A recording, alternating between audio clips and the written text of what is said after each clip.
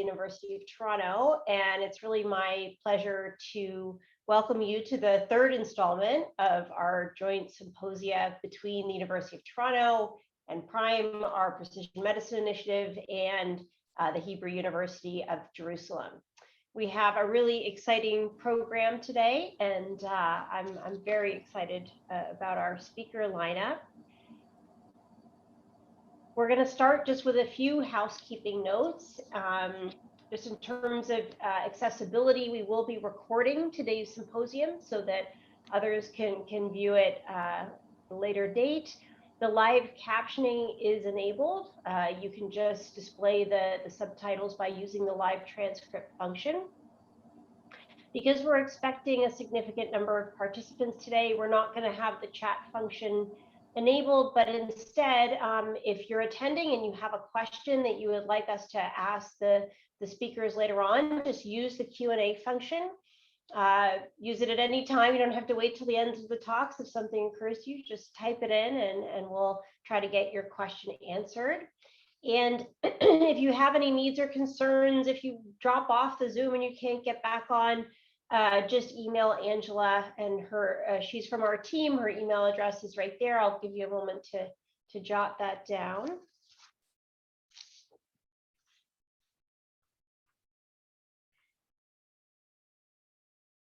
And so then one other housekeeping item. So we just would like to do a quick land acknowledgement. We wish to acknowledge the land on which the University of Toronto operates. For thousands of years, it has been the traditional land of the Huron-Wendat, the Seneca, and most recently, the Mississaugas of the Credit River.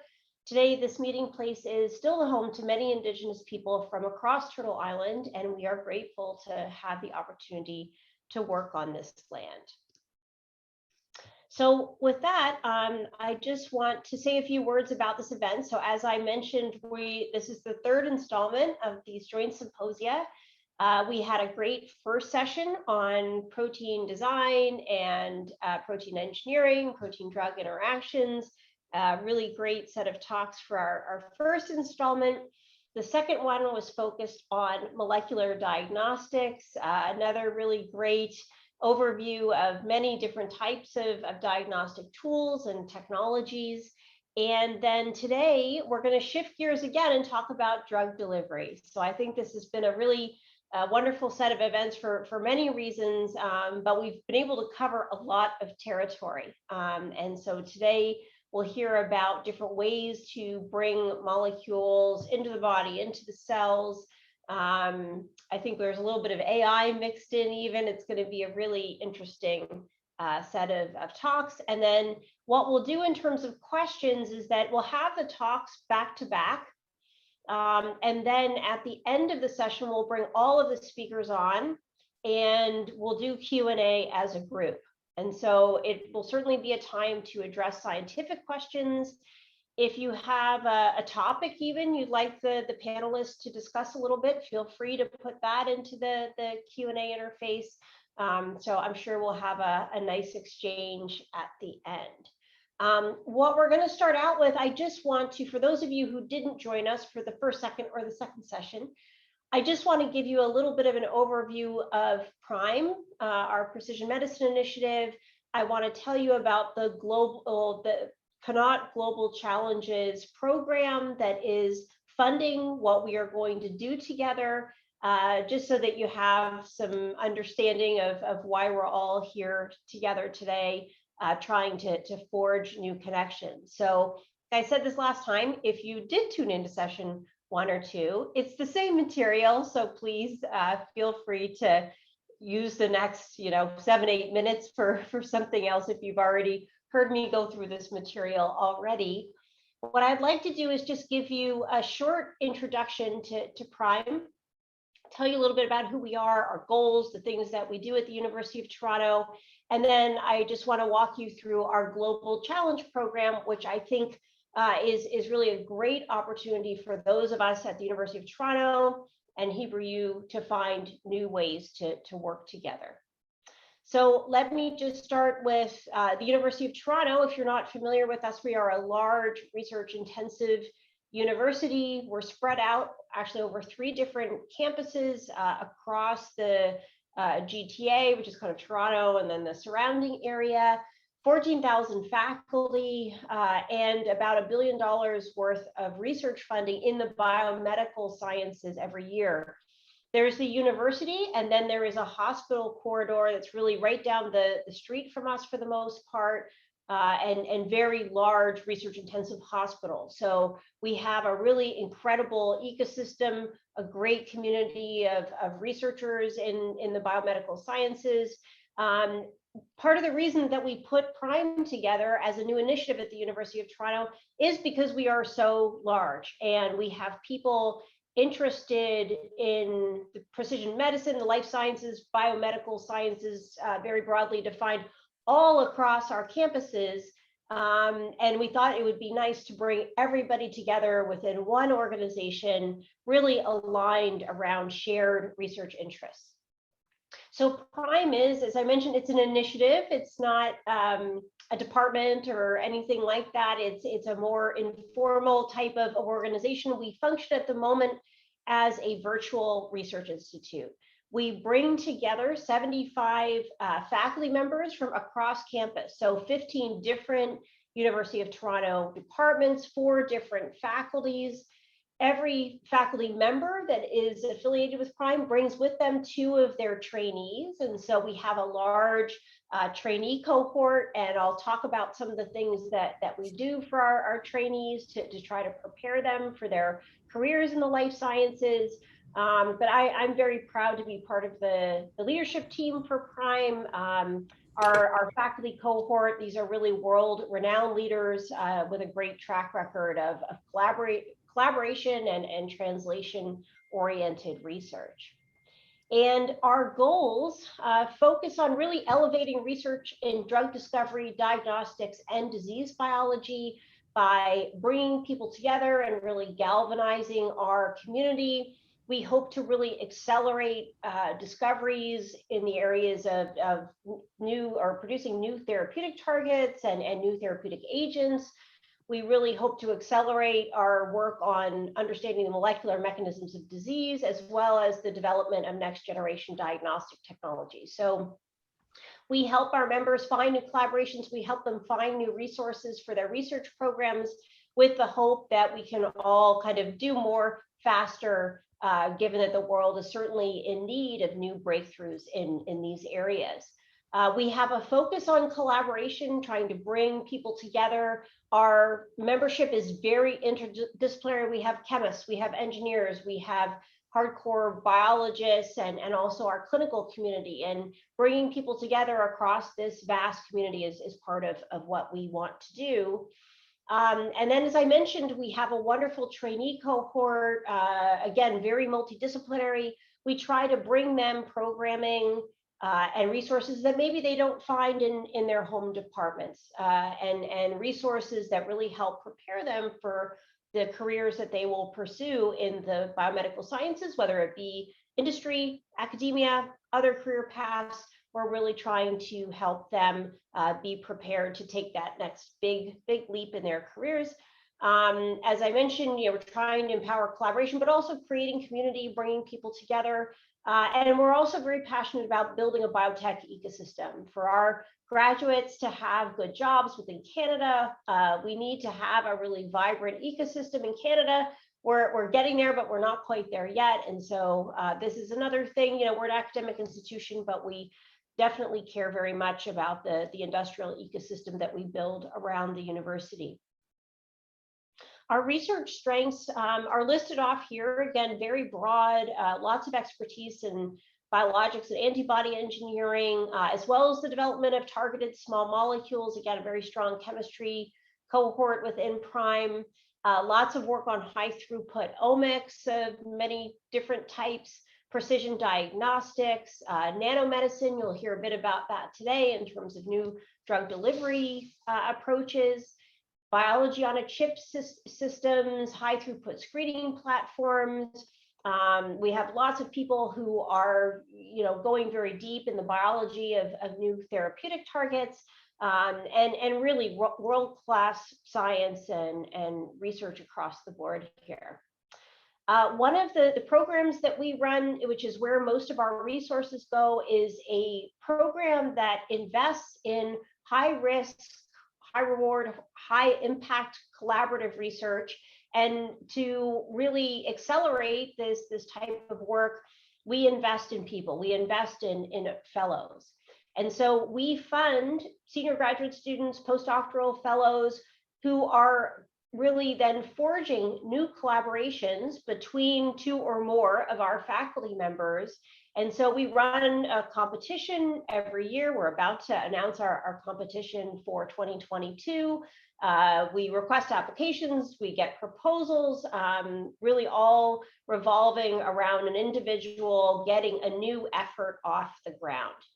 Within Prime, we then help the PI and fellow team seek funding for their project, kind of to pick things up after the fellow has done their 1 year.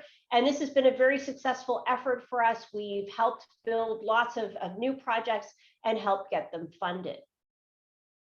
So then over to the Connaught Global Challenge Program and the Connaught Fund. This is a resource that has a very historic beginning. The Connaught funds basically come from the acquisition of the Connaught Medical Research Laboratories. And these labs, they go way back. They were established in 1914, initially set up to produce the diphtheria antitoxin. But this is where Banting and Best, who you may have heard of, made their historic discovery of insulin. And so after that discovery and the work of Banting and Best, the lab expanded, it produced insulin, it produced vaccines and other antitoxins, and then eventually was sold off as an asset. And so the proceeds of that sale have been at the University of Toronto, funding research, funding kind of the path to commercialization, but also funding efforts to expand the reach of University of Toronto across the world and really to empower collaborations. So at Prime, we applied for a program that the Connaught Fund sponsors called the Global Challenges Program. And we were successful and were awarded about $250,000 to link with other universities across the world. So we chose 4 partners, and our selection of partners was based on trying to find universities that had complementarity research programs and strengths that we thought would be very powerful for us to link with. The University of Toronto does already have strong ties to Hebrew U, so this was a very natural partnership and one that I think we will continue to build on. The other partners involved, I should just mention, are UCSF, also the HUJI in Switzerland, and then the National University of Singapore. When we wrote our proposal, the world was in a very different mode at the time. And so we proposed a series of programs that involved a lot of people getting on planes and flying around and really forging new collaborations that way. Obviously, that's not something that we can do right now. So we're kicking off this way. As we're doing everything right now, we are kicking this program off virtually, holding a series of joint symposia with our partners. And honestly, I think this has been a fantastic way to kick off this program. We're getting to know each other as researchers and identifying new linkages even before we start contemplate maybe sending people back and forth. So I think it's been a really fruitful effort to have everybody together online. And then once we are all a little bit more mobile, we will have a speaker series involving people from all of the different institutions. We're going to have a PhD and postdoc exchange program so that we can put people to work at getting new collaborations between these institutions off the ground. We're going to have a scholars program for undergraduate students, and then we'll continue to build. There are joint funding opportunities between Canada and Israel at the federal level of both countries, so other opportunities for funding joint projects. between the University of Toronto and Hebrew U, there is a joint funding program. And then we think we can continue to build. We could potentially build an international doctoral cluster, and there are other opportunities like this. So I think this is just the beginning for us in terms of building something very strong in the life sciences. So we thank all of our speakers today kind of in advance for helping us kick off this effort with some really great science. We thank everybody who has attended. And so then I think with that, we're ready to get the program started here with our first speaker, who is Professor Ofra Beni. And I see Ofra here, so I think we're ready to go. And Ofra is the head of the Laboratory for Nanomedicine and Tumor Microenvironment at the Institute for Drug Research within the School of Pharmacy and the School of Medicine at the Hebrew University of Jerusalem. She received her PhD in biotechnology engineering from the Technion and completed her postdoctoral work in the lab of Dr. Judah Folkman, a very prolific person in the life sciences, who's at the Boston Children's Hospital at Harvard Medical School. Her research combines bioengineering and nanotechnology to target angiogenesis and the tumor microenvironment. And I believe her talk today is entitled A Nanomedicine Approach for Personalized Medicine in Cancer. So I will stop sharing, Ofra, and please go ahead and share. And we look forward to hearing from you. Okay, so thank you very much for the very kind introduction. And it's very exciting to hear about this initiative. I think it's great. And we all know the importance of personalized medicine these days. So let me start. We don't have a lot of time. I will be in the presentation mode. Okay, so I'm going to share with you very little, but just to taste some of the things we do in the lab. Ofra, very quickly, it looks like you're we don't have the right display. We're seeing your page. Just a second. Let me see how to do that. Display setting, I guess. Is it better now? It's perfect now. Thank you. Okay, great. So my lab, as you mentioned, is actually combining a couple of key or pillars that we use in our research. And it's all about tumor microenvironment. We use bioengineering tools, microfluidics, 3D printing. I will mention some of them. And the mainstream of the lab is actually drug delivery using nanoparticles and vehicles from all kinds and shape, as you will see.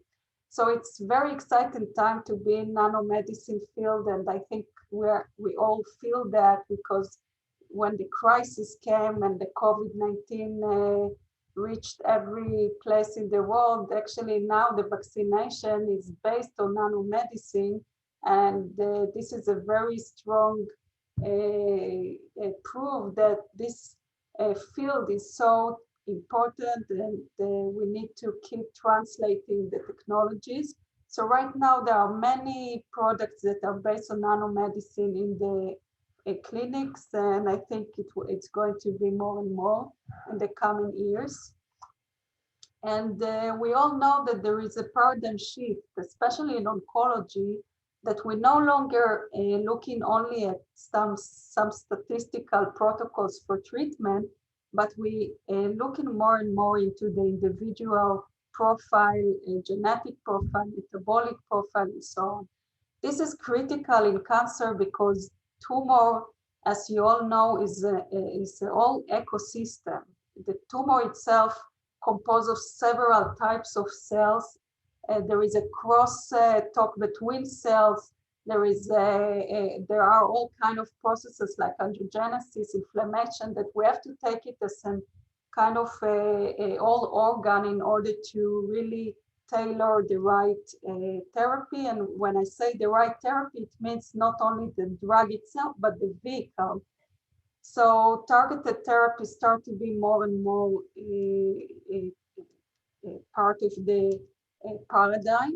And in nanomedicine, one of the approaches that were very common, at least preclinically, is the use of the EPR effect, the enhanced permeability and retention effect, which means that we can use the very unique physiology of tumors in order to target more selectively the tissue. So if we inject nanoparticles in certain size range, we know that they tend to accumulate in the tumor tissue due to the leaky vessels that are different from the normal vessel. And this is known, and we use it in many research, in many studies. And we have a whole arsenal of nanoparticles that we can use. And a lot of time we choose the vehicle based on the active compound. Of course, we can also decorate particles in order to increase selectivity and retention. And this is known, and this is very heavily researched. But one of the things we actually focused on is the fact that we know that personal tailoring of therapy is very difficult in cancer because cancer cells constantly changing. They changing the profile of the surface molecule during the course of treatment and during the course of progression. And this is a big problem when we try to target surface molecules. And the question, what can we do? How can we actually look at some other phenotypes of cancer cells that still can give us some selectivity? So my lab for the last couple of years looking at physical differences between cancer cells and normal cells. And that comes from the notion that we know that cancer cells need to change their biomechanical environment in the body because they have to intravisate into tissues, they extravasate into the circulation, so they changing their shape, they changing their biophysical or mechanical properties, and it is known already, it's quite established that cancer cells are softer than normal cells. They not only softer, they are more deformable. They can change their shape easily. They can squeeze easily. And we ask the question whether this deformability can actually affect the way cells interact with nanoparticles or even microparticles. And the idea was actually came from observation. We noticed that cancer cells very often they engulf a lot of particles, and this is actually much more than in normal cells. So that started the whole idea of what we call selective mechanical targeting.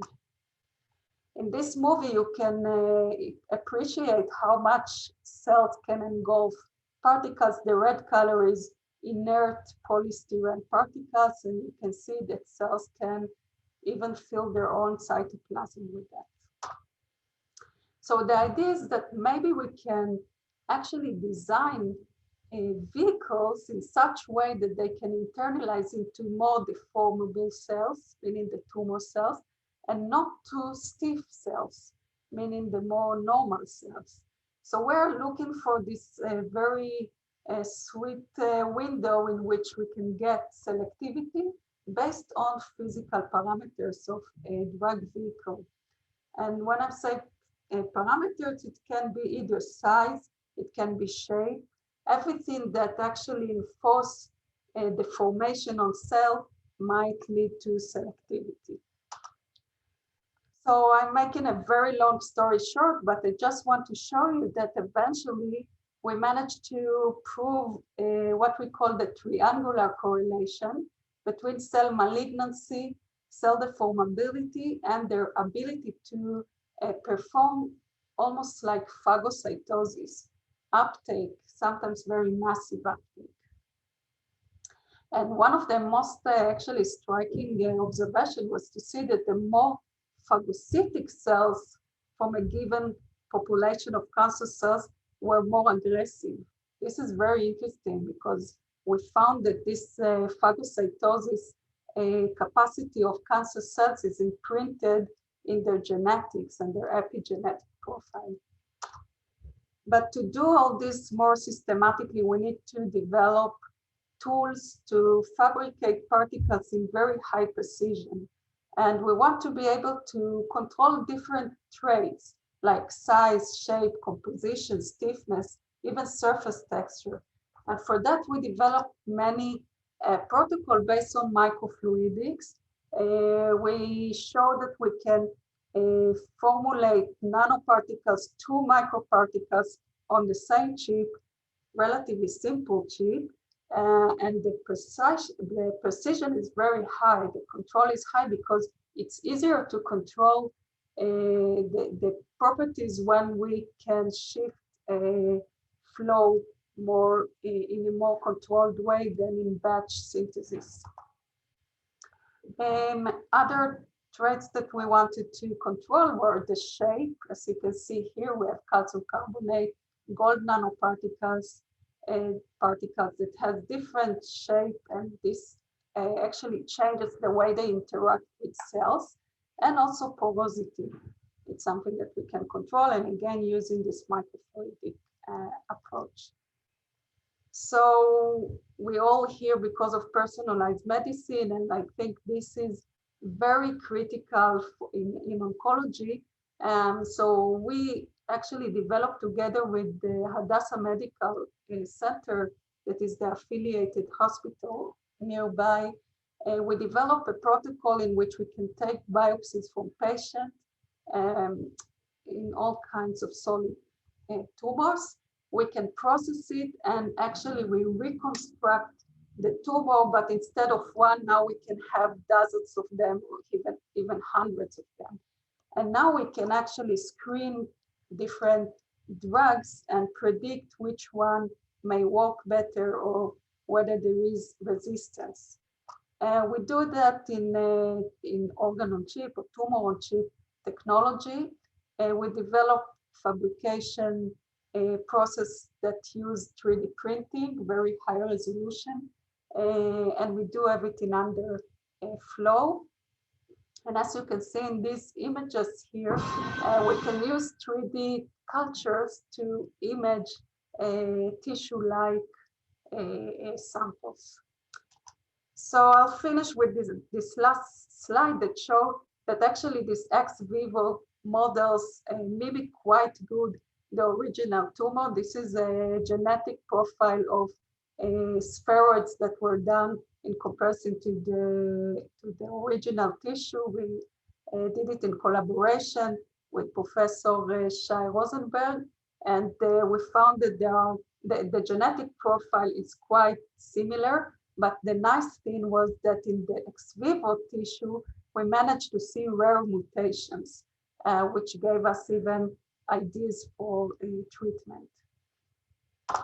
So that's it. I will thank my team. I have a very diverse team of students from pharmacy, chemists, and physicists.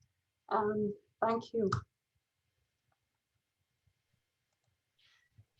Thank you so much, Ofra. Beautiful work. It's a wonderful talk. Thanks for sharing all that with us. So again, we'll come back and do Q&A at the end.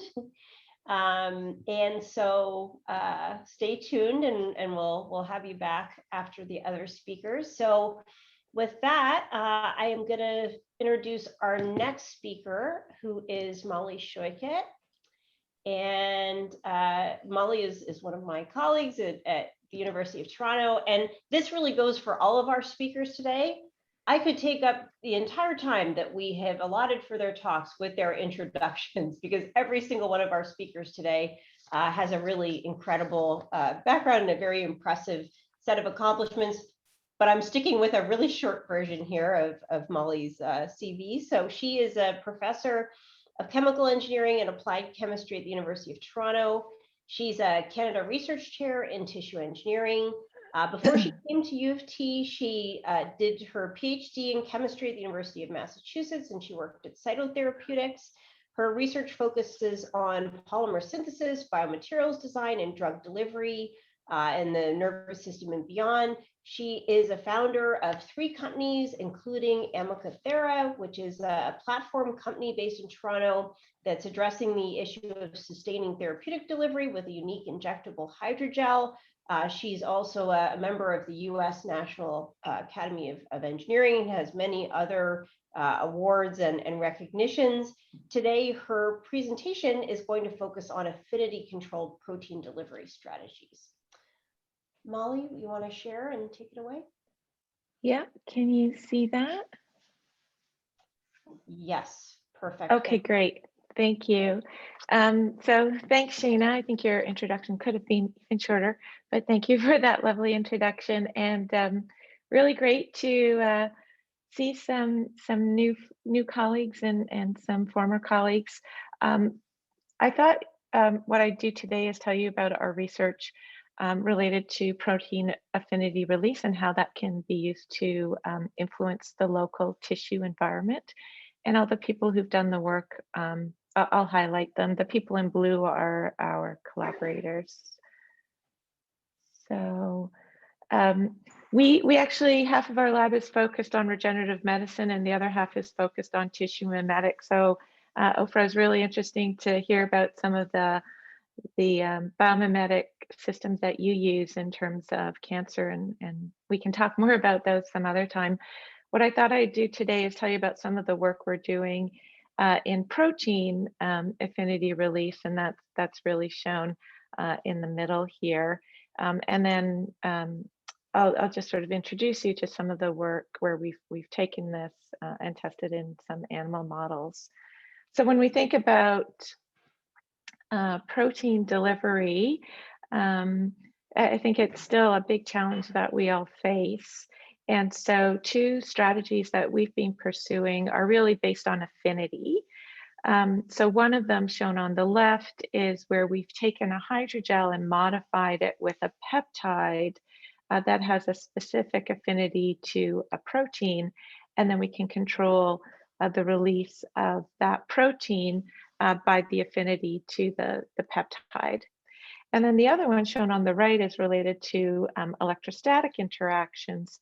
And what we found here is that we actually didn't have to encapsulate our proteins in these polymeric nanoparticles.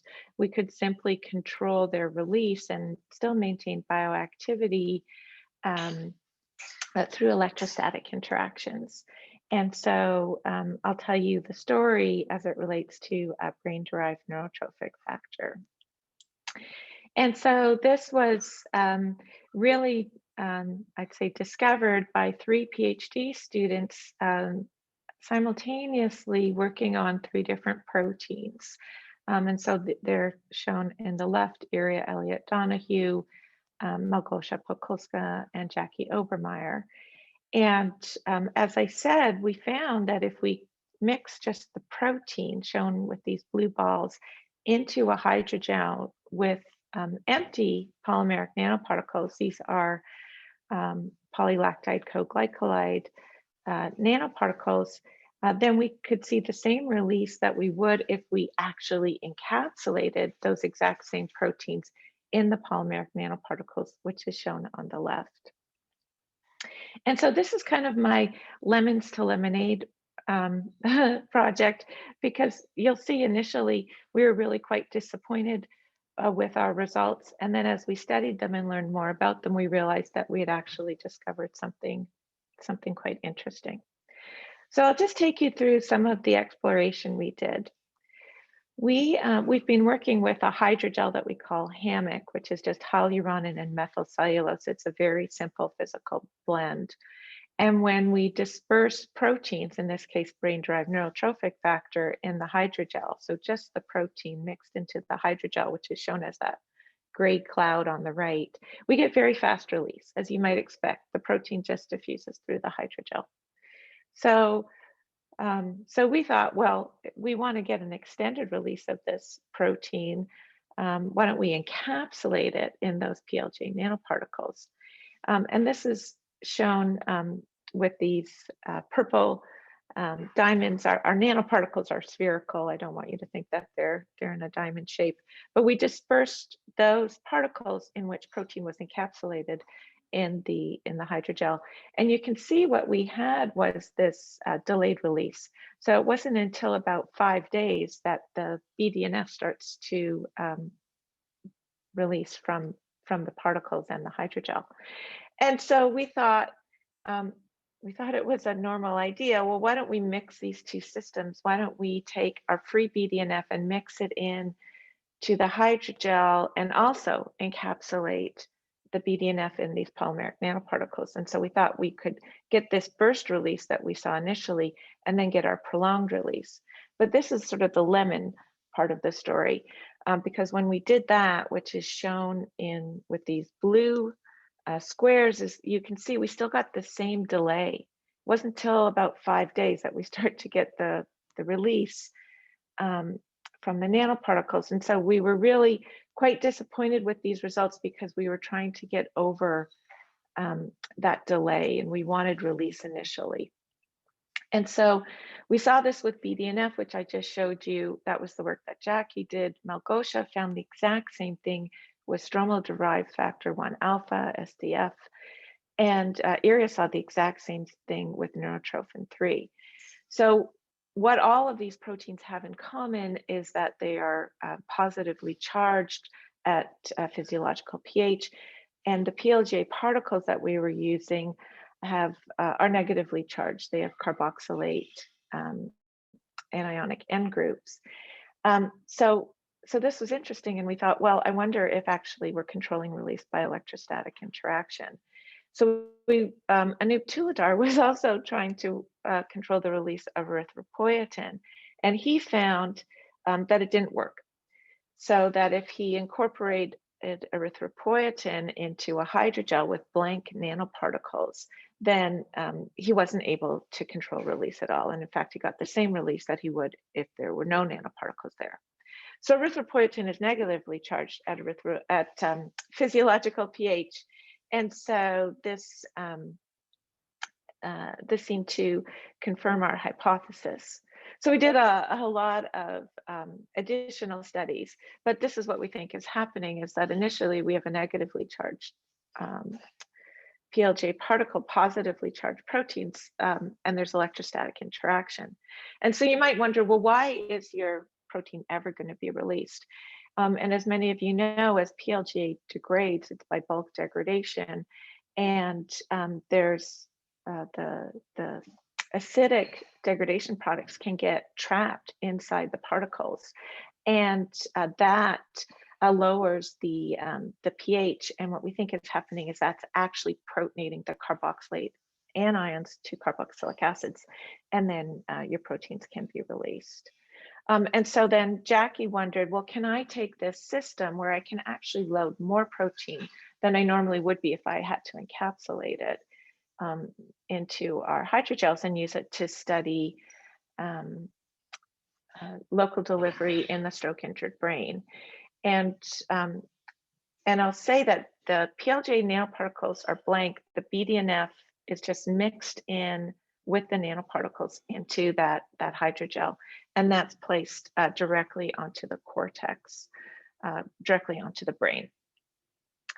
And so I won't go through all of the data, but just to show you that the system does work. We are able to deliver brain-derived neurotrophic factor into the stroke-injured rat brain, which you can see here in terms of the total mass detected over time.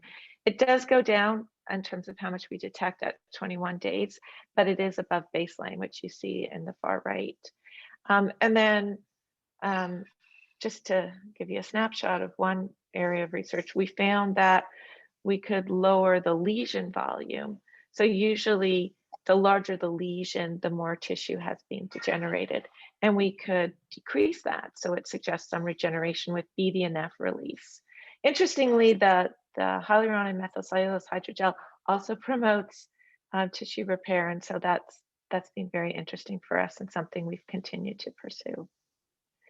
So in terms of what's next in this project, we're now really interested in seeing, can we do the same thing with negatively charged proteins and positively charged nanoparticles, and then ultimately looking at combination strategies of protein and cell delivery to promote regeneration and plasticity. So I wanted to just tell you one more brief story, which is looking at controlling the affinity or the release of proteins based on affinity. And I'll tell you that story in the context of chondroitinase ABC. And so this was first developed by Katerina Volek and Małgorzata Pokulska. And what we've done here then is we've modified our hydrogel, which is shown in blue, with peptides, which are these green darts, and these are circumology 3 binding peptides. And then we've created a fusion protein, which is shown on the top of chondroitinase ABC, our active protein of interest, which is the red dart. And the fusion protein is with circumology 3, which is in yellow. So the circumology 3, SH3, has some native affinity for its binding peptide. And by controlling that interaction, we can then control the release of the chondroitinase ABC. Oops, sorry. So this is just some data which shows that we can control the amount of protein released by either using a weak binding peptide. So if you look at A, those are the diamonds, or a strong binding peptide, which are shown in the squares, or then just the amount of binding peptide that's incorporated into our gel. And we can control release relative to just nothing. This turns out to be a cross-linked methylcellulose hydrogel, where the enzyme in this case will just diffuse out. And so this is something that we've tested in the context of spinal cord injury. In spinal cord injury, we form a glial scar. And so we're very much interested in degrading that glial scar with chondroitinase ABC. And so the data on the right just shows you, again, that we can control or we can follow protein diffusion into the tissue with this local delivery strategy. And in fact, we see that with local release, we can degrade these chondroitin sulfate proteoglycans in the spinal cord. This is shown when we delivered chondroitinase ABC, that's in green, for 2 weeks, significantly more than the vehicle itself. Now, after 8 weeks, the effect doesn't persist. And so this has spurred us to do additional research. And so just lastly, very briefly, I wanted to introduce you to something that Marian Hederachi and Matt O'Meara pioneered in our lab, which is to see if we could find a more stable form of this chondroitinase ABC. And Matt did the computational biology and actually took advantage of some software that was developed at the Weizmann Institute to do the computational modeling to figure out if we make not just one mutation, but 37, 55, or 92 mutations of the chondroitinase ABC protein, can we still maintain its activity, but provide more stability because it's a highly fragile protein. And we found actually that really we had discovered a new protein, a new enzyme with all these mutations, and that all of them, as predicted computationally, were more stable than the wild type, which is what you can see in our half-life measurements in B. The wild type is in black and all the mutations are in the different colors, but only one, the 37 mutated chondroitinase ABC, was more stable and more active, which is what you see in A. And then in C is just you see the efficacy of having more stability and more activity, where the red one, the 37 mutation one, really stands out. And then lastly, even though we've made these mutations, we can still control release by affinity. I mean, we thought we would because we weren't changing the SH3 protein affinity to its binding partners. We were just changing the protein of interest itself. And in fact, we can still control the release, which is shown in B by affinity, and red versus black in D shows you that, yes, this released chondroitinase ABC is, in fact, more active based on greater stability. So we're really excited about this work. We're pursuing it in the context of chondroitinase APC and some other proteins individually, but now we're really interested in wondering if we can just deliver multiple factors at distinct release rates simultaneously. And so that's an area of active research. Okay, with that, thank you so much. These are the people in the lab when we could all get together. Everybody listed here are collaborators and our funders. So thank you so much. Great. Thank you so much, Molly. Great talk. Okay, so then we will move to our next speaker, Abraham Domb, who is a professor for medicinal chemistry and biopolymers at the School of Pharmacy, also the Faculty of Medicine at the Hebrew University of Jerusalem.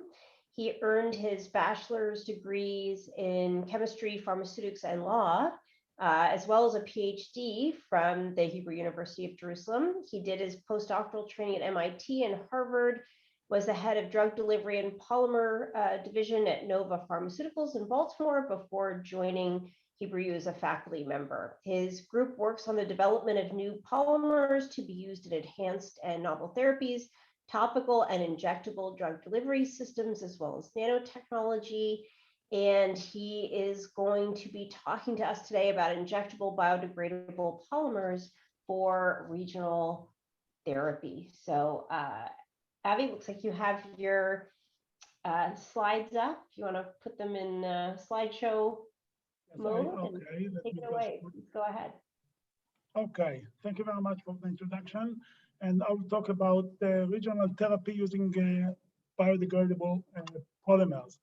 So the disadvantage of chemotherapy, any chemotherapy, is that only a fraction of the amount that is injected indeed reaches the site of the disease. This can be either tumors, or can be infections, or can be local anesthetics, or whatever. So the idea is to focus the drug on the diseased site. But if we inject a solution of the drug to the site, then the drug may diffuse almost immediately out of the tissue. So what we have to do is to incorporate the drug into a polymeric material that releases the drug for a period of time while the polymer is degraded and eliminated from the site and from the body. This allows us to deliver the drug for a long time, for weeks or even months, for local therapy or local treatment of the local disease. So what are the targets for regional therapy? Cancer is probably the biggest area where solid tumors are localized and require to be treated. And by a local administration of an anti-cancer agent, we may provide a high concentration of the drug to the tumor, which may eliminate this tumor without affecting the entire body. Antibiotics for treating osteomyelitis or bone infections or soft tissue severe infections, or local anesthetics and some other medications for local diseases. So solid tumors account for about 70% of the tumors.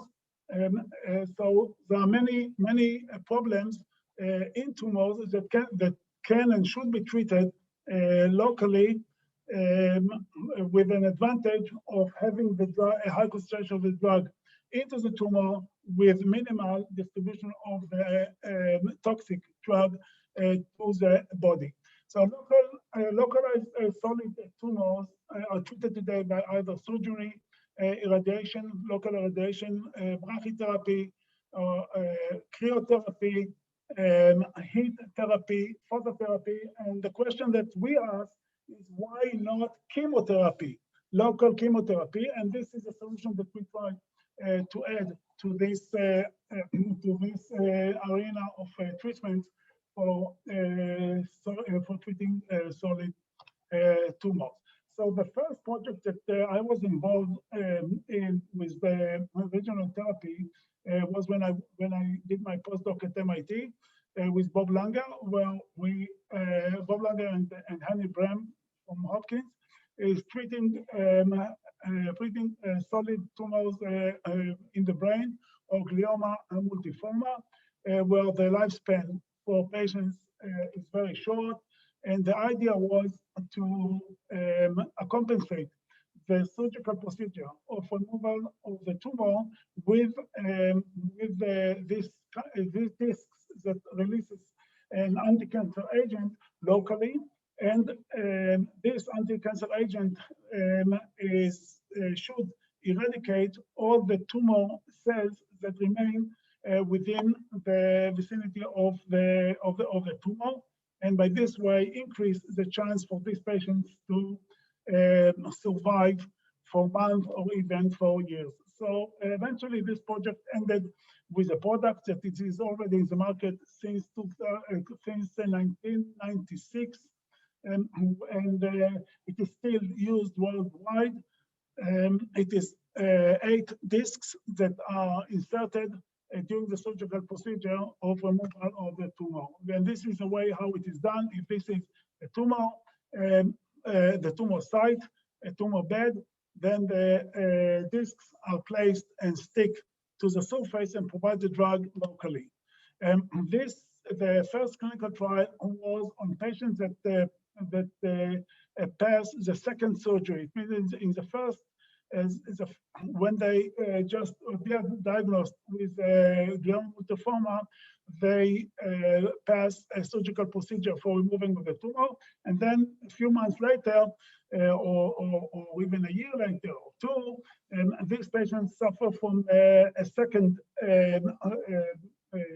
tumor in the same site. The tumor is growing in the same place, so they should pass another surgical procedure to remove the tumor. And at that time, we added our discs, and the clinical trial showed that if we take the time point of 6 months, we increase the lifespan of these patients by 20%. So instead of 40% dying, only we increase the lifespan to in the 6 months point to 60%, and this justified the clinical approval by FDA.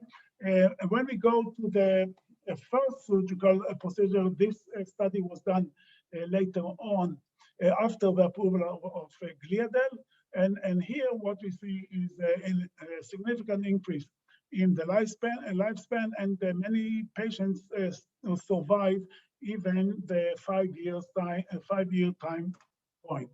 As an extension to this treatment, when TMZ or temozolomide is a new drug for treating brain tumors, and we thought that if we can deliver this drug also locally, then we have 2 options for local drug therapy for glioma multiforma. So we took this agent and incorporated into a polymer and implant them into mice. So first we had to deal with the issue of the dose. Temozolomide, the effective dose is 10 times higher than the BCNU. So BCNU, if we incorporate into the polymer 3.8%, which is relatively easy to manage. If we take TMZ, we have to load 40% of the drug into the polymer and still have a controlled release for 30 days. So what we had to do is to develop a technology that allows us to prepare to have a polymer delivery system that contains about 50% of the temozolomide. And we have to remember that temozolomide is a water-soluble material, so it may diffuse out of any polymer. But using this technology, we got the 30 days release. And indeed, the temozolomide with BCNU, we see that this is the best for treating animals that the survival is the highest when we use TMZ and BCNU delivered locally.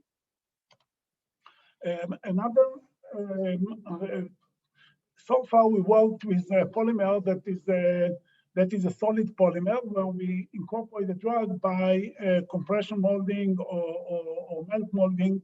And these delivery systems require a surgical procedure to implant the delivery system into the site. We were looking into an option to have an injectable polymeric formulation that will deliver the drug by injection. So we'll have access to any tumor or any disease site by injection, which makes it much easier and simpler to apply. So for this, we developed a hydrophobic gel, fully hydrophobic gel that is based on sebacic acid, which is a component in the gliadel. So we have already the toxicity of sebacic acid when delivered either to the brain or to other tissues in the body. And the second component is the linoleic acid, which is the fatty acid of castor oil. And this also has a history in the human body. So we took two monomers that are known to be non-toxic and combined them into a polymeric material that is a pasty material, a liquid, a semi-liquid material that can be injected. And when degraded in the body by hydrolysis, it forms back the sebacic acid and the linoleic acid that the body knows how to eliminate. So this polymer, as we see in the left, it is an injectable polymer, and when we incorporate the drug into the polymer, in this case we added 20% of paclitaxel or gentamicin, and we get still injectability using a syringe that is 23 or even 25 gauge. The importance of this polymer that when it is injected into the body, or when it comes in contact with water, it increases significantly its viscosity by absorbing a small amount of water onto the surface, and it solidifies the device. So when we inject it inject the polymer under the skin, we get this kind of in situ implant. And this can be seen also in this animal study, where we inject the polymer itself or the polymer with the drug, and it is localizing. It's not like an oil that is spreading all over the place. And when we use this for treating solid tumors, where we induce a tumor to this mice without any treatment, the tumor is growing very fast. While with the local treatment, in this case, we use the paclitaxel, we eradicate the tumor. And the same experiment we have done with the prostate to determine if this formulation can work for prostate cancer. And indeed, without any treatment, the sham procedure, this is the size of the prostate. With the treatment, the size is almost the same. Without treatment or just a polymer, we see that the prostate is growing very fast to a large scale. Another totally different application, but using the same concept and same technology, is treating bone infections. Now, bone infections are localized infections that are treated by systemic delivery of gentamicin or other antibiotics, but the amount of drug that is reaching the actual disease site is very little because there is less blood flow near an infected area.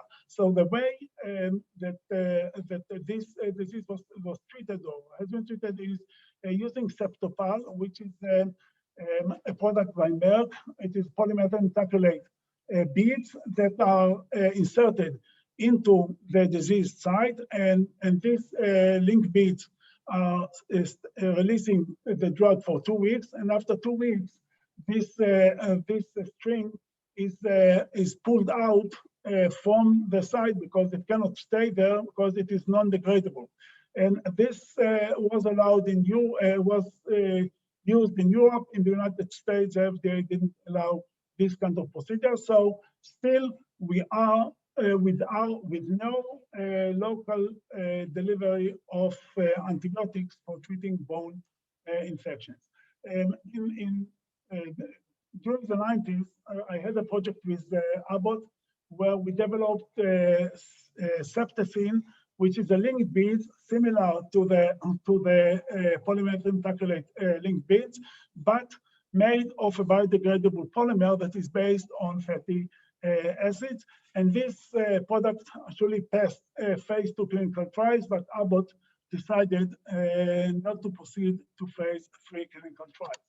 So now we have used the new polymer that we developed, the injectable polymer that is based on sebacic acid and ricinoleic acid, and incorporate in it gentamicin, 20% gentamicin, which is an antimicrobial agent that is the common drug for treating bone infections, and took this for animal studies with the hope to start the clinical trial soon.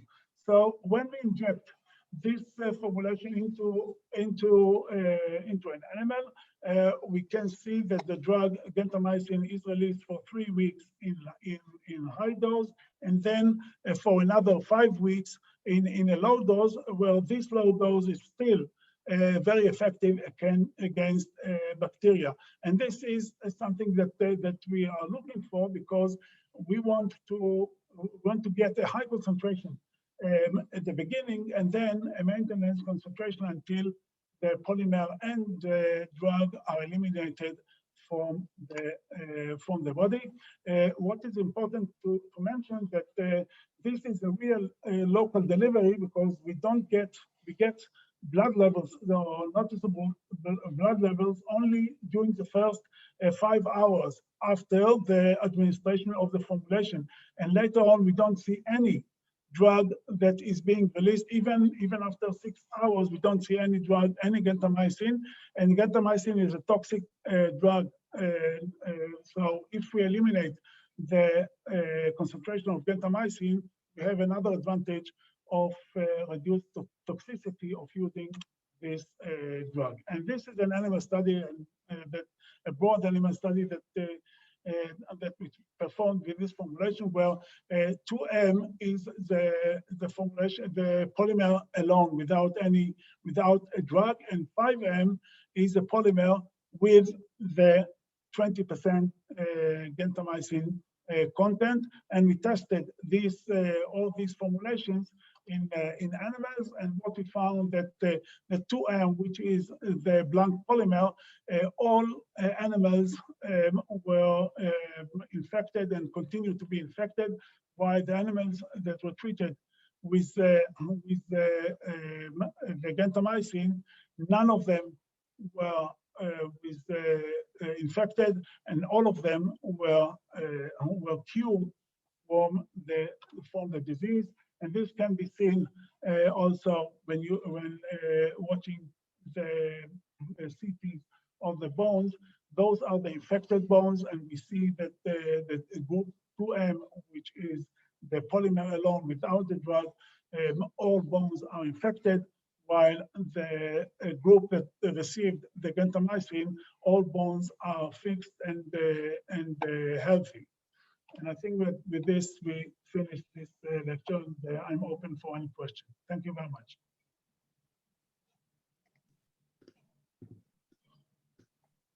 Wonderful. Thank you so much. It was a great presentation, incredible impact of the work. We are going to save our questions till the end, just so that we can go through all of the speakers and then have a nice joint exchange at the conclusion. So we'll come back for the questions from our attendees. But for now, we're going to move on to our next speaker, who is my colleague, Christine Allen. It's really wonderful to have her with us today. She is a professor in the Leslie Dan Faculty of Pharmacy, and she's also the Associate Vice President and Vice Provost for Strategic Initiatives at the University of Toronto. She did her PhD in chemistry at McGill and was a postdoctoral fellow in the Department of Advanced Therapeutics at the BC Cancer Agency. Her research focuses on the development of new drug delivery technologies for the detection, diagnosis, and treatment of a wide variety of diseases, including cancer and osteoarthritis. She's the co-founder of a company called NanoVista, which is based in Toronto and focuses on the imaging of tumors. And today, she is going to talk to us about artificial intelligence and machine learning, the future of drug formulation development. So take it away, Christine. Let me just see here. Can you hear me? No. Can you hear me, Shayna? Yeah. Okay, great. Oh, thank you. Can you see my slides? We can maybe just put it into presentation mode. There we go. Great. Is that okay? Great. Yes, perfect. Okay, perfect. Thank you.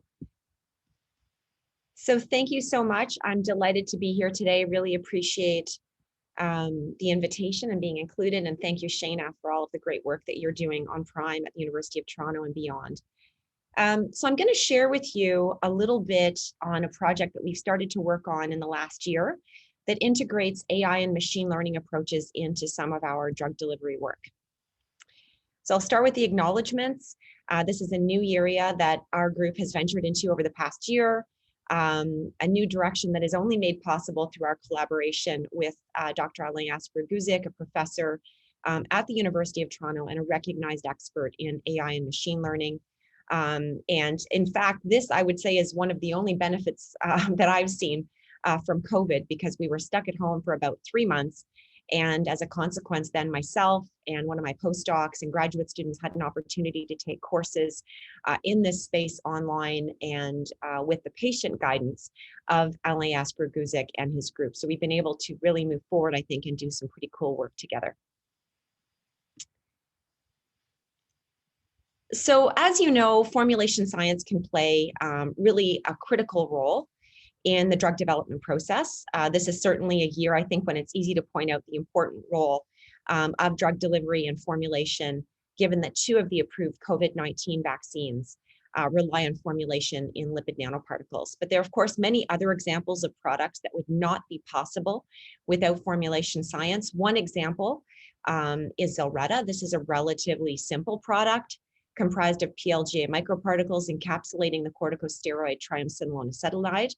And intraarticular administration of this drug in these particles ensures largely localized distribution of drug, so minimizing any systemic drug exposure and providing 16 weeks of sustained pain relief to patients with osteoarthritis. Vyxeos is an example where the use of liposomes enables 2 drugs to be delivered to the site of action in a synergistic ratio. Vyxeos, which was produced by Celator, a company that I'd worked for previously, and then acquired by Jazz Pharmaceuticals, a company I work with now, is used for treatment of acute myeloid leukemia. And in clinical trials was found that this formulation resulted in a significant improvement in overall survival in comparison to the standard of care. And in fact, with Vyxeos, they're able to administer less drug than they were previously when daunorubicin and cytarabine were administered as free agents. So essentially, I look at these as examples where the formulation technology or the approach are enabling us to achieve something that couldn't be achieved without it. And this is, what I think, the area that I'd like to be working in as a formulation scientist, using our technology, our approach to do something that couldn't be achieved otherwise. As you know, drug development or development of drug products, including the selection of the formulation strategy and the formulation optimization, are non-trivial, right? There are many factors that need to be considered when identifying the appropriate drug formulation strategy. Which API are we delivering? What are its physicochemical properties, its solubility, its stability? What is the nature of the disease? Is it an acute disease? Is it a chronic disease? Are patients going to be needed to be treated for the rest of their lives? Patient population, pediatric, geriatric, immune compromised patients, these things need to be considered. And then of course, the preferred route of administration. And once we consider these factors, then we can consider the actual formulation strategy or the direction that we pursue. Typically, when we're working with industry, the goal is to keep it simple. And so we often use conventional formulation approaches like capsules, tablets, and emulsions, and there are still areas to innovate in this space. However, if that's not possible, we move over to these non-conventional and I would say more advanced therapeutic strategies. And this is always then due to the properties and or toxicity profile of the therapeutic or the desired route of administration. And that's really where we start to rely on things like nanoparticles and microparticles. And I'm going to speak with you today about one of our microparticle projects. So it can look simple. And in fact, I think when someone has a drug and they want me to formulate it, they'll approach me and say, you know, Christine, you can just put this into a formulation. But in fact, it's not that simple. There are many different variables that need to be considered when preparing and optimizing an advanced formulation. So this, for example, polymeric microparticles, as much as to some extent we do know the influence of each of these types of variables, like the properties of the drug, the solvent that we might choose to use during formulation preparation, or the surfactant that we might use, the properties of the polymers that we're using, or the method of manufacturing that we're using. So as much as we know the impact of some of these on performance related, on the performance of the actual formulation, it can still take significant experimental work to optimize the formulation or finalize that formulation. And in fact, when I look at what we do, to a great extent, we use kind of this trial and error approach. We come up with a large series of formulations, and then we do many, many different cycles of in vitro studies to kind of finalize which formulation we move forward with into animal studies. So when I kind of look at the work that we're doing, and just given, the day and age that we're in, and the interest kind of in moving things forward as quickly as possible, we started to think about, there must be a better way to do this, a more efficient, a more effective way to approach this. And so we started to consider AI and machine learning. So AI and machine learning, as many of you know, are some of the hottest buzzwords of our time and are said to have the potential really to revolutionize many industrial sectors. And there's evidence of uptake, of strong uptake, in fact, in the pharmaceutical industry, with a number of partnerships between big pharma and AI companies or institutes now having been formed and moving a number of high-profile projects forward. This was something that we published a couple of years ago when I started to become interested in this area and was just reading in the area. And then we've updated the figure in the last while. So this is a search of the literature that we conducted, just showing the number of publications related to drug development and encompassing some form of computational prediction or simulation element. And so you can see the growth in this area in the past few years, and in particular, when it comes to machine learning and artificial intelligence. So how can we in our field as drug formulation scientists capitalize on AI and machine learning? And a question I think that many of my trainees have chatted with me about is, is this something we need to worry about? Could it actually replace us someday? So when I started to do some reading in this area, a book that I read is called Prediction Machines. And I actually really like this book because it just makes the concepts very accessible. I'm obviously a little biased because it was written by 3 professors at the University of Toronto, A.J. Agrawal, Josh Gans, and Abby Goldfarb. But it puts it into very understandable terms and explains that this latest branch of artificial intelligence, known as machine learning, is really considered a technology of low-cost prediction and discovery. So if we think of machine learning as this door to low-cost prediction of course being, using information that you have to fill in information that you don't have, how can we tap into this? What prediction problems do we have in pharmaceutical sciences, and in particular in drug delivery? I have many. Imagine how different it would be if somebody came to me with a drug, or they didn't even need to come to me with that drug, and they could just put this into a model and it would spit out, exactly what formulation strategy they need to use, which polymer drug ratio, which solvent during processing, etc. And so that's the kind of thing that we've started to think about in the last while. So I'm just going to take you through the typical type of experiment that we've been doing to apply machine learning to our drug formulation strategies. So what we do, first of all, is we create a data set, and this data set is typically based on both experimental data from our lab, as well as extracted data from the published literature. And in data set construction, we need to numerically describe each experiment. And so, for example, the drug you're using needs to be described in numbers. So maybe things like the log P of the drug, the solubility, the water solubility of the drug, or the solubility of drug in a particular solvent, and many other parameters. And we need to describe the excipients or the materials also in terms of numbers. So once we've done that and we have our data set, we divide it into a training set and a testing set. And so here I'm just showing you in blue the training set and in orange the testing set. And we start to plug the training data into a number of different models. And there are many models that are openly available to you online through libraries. And as well, because we're working with Alain Asper-Guzic's group, they have models that they've created themselves. And so we've also been exploring some of their, in particular, deep learning models. So these models are essentially trained on the training subset. And then the so-called trained model is used to predict the results for the test set. And so just showing you here kind of correlations between, training and test data sets. And then what we do is we want to look at, we want to evaluate our model in terms of its ability to predict actual values, actual test set values. And so there are many ways to evaluate the model. One of the ways that we commonly use and others commonly use is just the coefficient of determination. So looking at the correlation between predicted test set values and actual test set values. One of the things that's great about some of these models is that you can actually now take the model and it can be used to analyze the various features that you plugged in. So these different numerical values that you use to describe your drug or other formulation parameters or processing parameters. To identify which of these features is actually most important in predicting the outcome that you're interested in, whether that's the size of a microparticle or the drug release profile.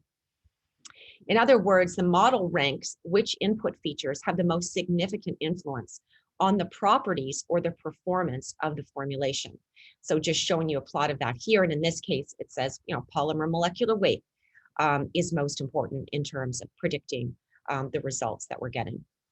So this is an example from the literature that I like. I'm just going to run you through that kind of quickly.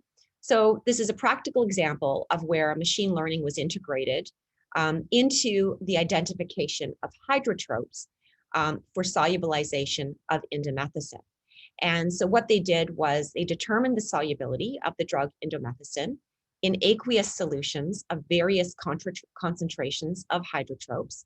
And with this data, the authors were then able to train a neural network machine learning model to predict the indomethacin solubility in hydrotrope solutions. So with this model now that's trained, what they did was they virtually screened a panel of additional hydrotropes that hadn't been used previously in training the model. And what they did was they looked at the features that were important for increasing the solubility of indomethacin. So hydrotropes that displayed the greatest increase in indomethacin solubility tended to be low complexity compounds that included a pyridine ring as a hydrophobe, a low hydrogen bond acceptor count, and an alkyl substituted amide moiety. And so then what they did was they screened large chemical databases to identify molecules that actually met these criteria, and they identified within that vitamin B6. So they did some experiments to examine how well vitamin B6 functions as a hydrotrope for indomethacin and found that it actually increased the solubility of indomethacin by more than 700-fold. So this was more than any other hydrotrope was able to increase the solubility of indomethacin in the training set. So just showing you that not only can it be used to kind of rank different hydrotropes or excipients that you may be interested in, it can be used to help you identify a new hydrotrope, a new material that you may, that may be used to formulate a specific molecule. So now to share with you some of the work that we've been doing. In the interest of time, I'll just share one of the projects that we've been working on that's focused on predicting formulation performance and in particular drug release. So we've been working in this space on both nanoparticles and microparticles, but this project is focused on microparticles. So over the last few years, we've been interested in the use of polymer microparticle formulations for treatment of osteoarthritis. So kind of building on that example that I shared with you previously, Zilretta. And so these formulations are to be long-acting injectable formulations administered intra-articularly. And in this work, we've designed and synthesized new polymers and recently summarized all of this data in 2 manuscripts. And in fact, it was writing these manuscripts and looking at the numbers of polymers we'd synthesized, the numbers of microparticles we'd prepared, and different processing parameters, different drug to material ratios, just crazy number of experiments had been conducted. And so we started to really think about, how do we narrow that down so we can kind of expedite this formulation work. And so for this project, we created a data set, as I'd mentioned to you previously, using both data from the literature, so 50 release profiles taken from the literature and 50 release profiles taken from our experimental work. And in terms of setting up the model, training the model, and validating the model, we used this leave one group out cross-validation method. And so essentially what we're doing is we bucketed all of our data into polymer drug pairs. So for example, paclitaxel and PLGA, with all of the different combinations that you can imagine, of different molecular weights of PLGA, different polymer to drug ratios, different processing parameters, and so on, dexamethasone PLGA, and so on. We had about 10 different polymer drug pairs that we fed into the model. And then we had a number of polymer drug pairs that we didn't use to train the model. And these were used for validation of the model, essentially our test subset that I'd mentioned to you previously. So we create our model or train our model, and then we start to look at how well this model is actually performing in terms of predicting the data of our test set. And here, so just showing you the Pearson correlation for a number of different models. So here we've used a neural network model, deep learning model, and the numbers here, 9, 12, 13, 25, are just the number of input features. So the number of numbers that we have to use to describe various formulation parameters to be plugged into that model to do this, to do the work. And so as you can see here, in fact, we were able to achieve just as good results with a neural network model with an input of only 9 features as we are with a deep learning model with an input of 25 features, or a neural network model with an input of 25 features. So obviously we move forward with the models that only rely on 9 features. So here I'm showing you some of the results that we obtained from model training for the polymer drug combinations that were left out during the training. So this is a plot of the fraction of drug released as a function of time, and showing you here our experimental data in orange and our predicted data in blue, with the light halo being the error associated with the prediction. And so these are for 2 different paclitaxel loaded microparticles, 2 different triamcinolone acetonide microparticles, again, so showing pretty good correlation between predicted data and actual data. So after we'd done the training of the model and the testing of the model through this leave one group out validation method, we decided to do more prospective analysis. And this is a step that, through our guidance with Alain Asper-Guzik, is seen to be very important and yet often not pursued. So we decided to do this to further validate our model. And so essentially what we did here was we went to the literature and pulled an additional 80 release profiles. And these include about 16 different drugs with various polymers. And so about 80% of these drug polymer combinations had not been previously used or seen by the model. So you can see here in blue, seen and unseen.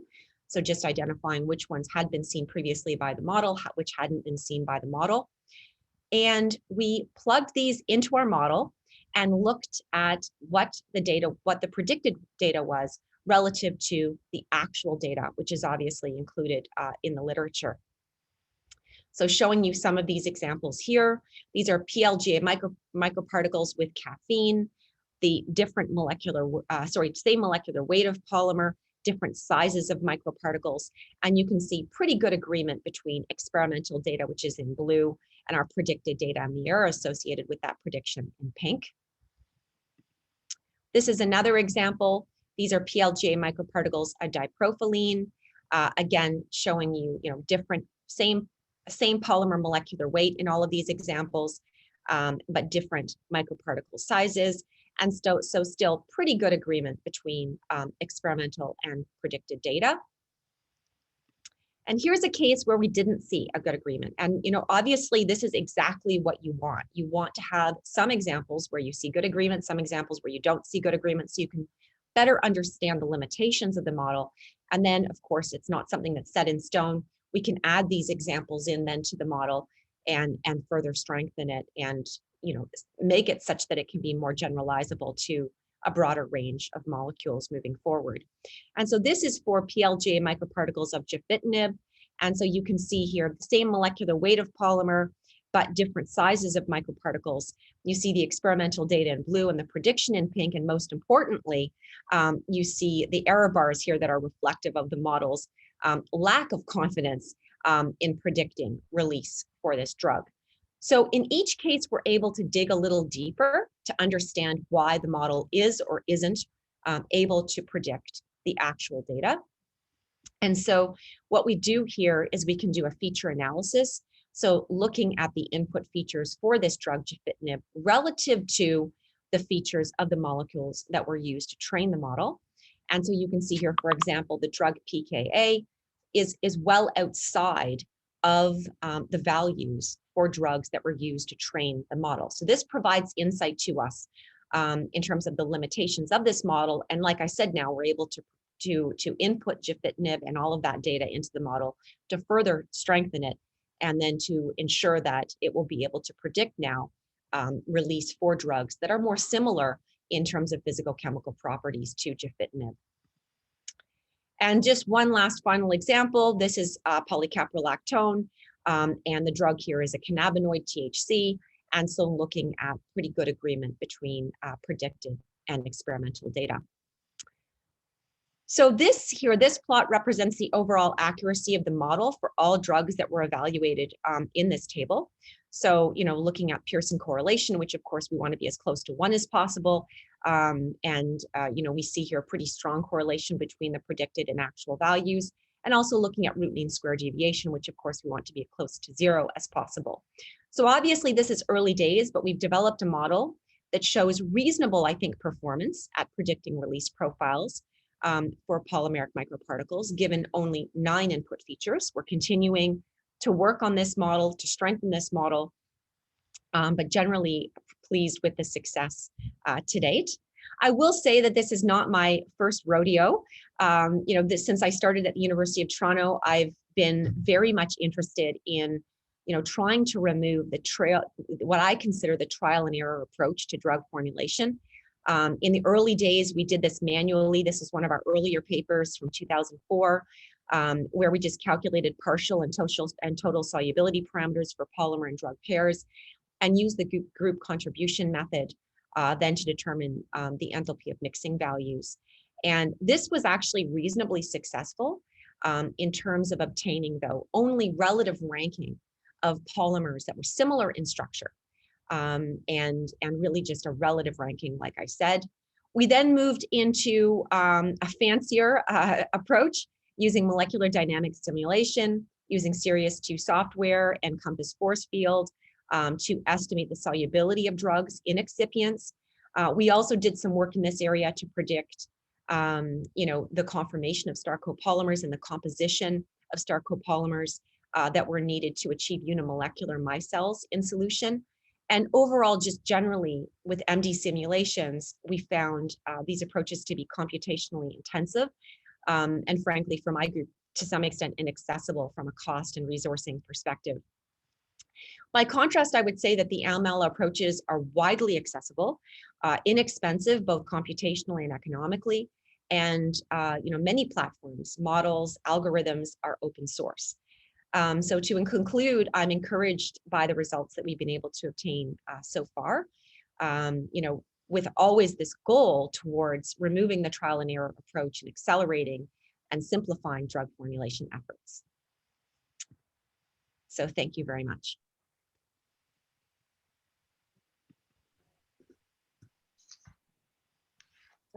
Great. Thank you so much, Christine. Really interesting and timely new work. Thank you for sharing all that with us.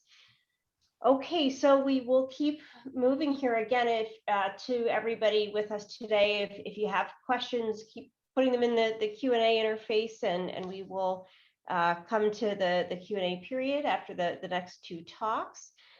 So it's now really a pleasure to introduce Gershon Golomb, who is a professor and the director of the Institute for Drug Research in the School of Pharmacy at the Hebrew University of Jerusalem. He did his PhD at Hebrew U and postdoctoral work at Harvard Med School. His research interests lie in the formulation of nanoparticles of drugs and genes for the treatment of a variety of disorders. And he is going to talk to us today about siRNA delivery systems for the treatment of herpes type 1. Please go ahead. Thank you. Do you hear me? Yes, we hear you well, and your slides look great. Okay. So I have decided to give in my talk a focus talk on recent results on HSV treatment by siRNA, rather than an overview talk and the talk I will present unpublished results.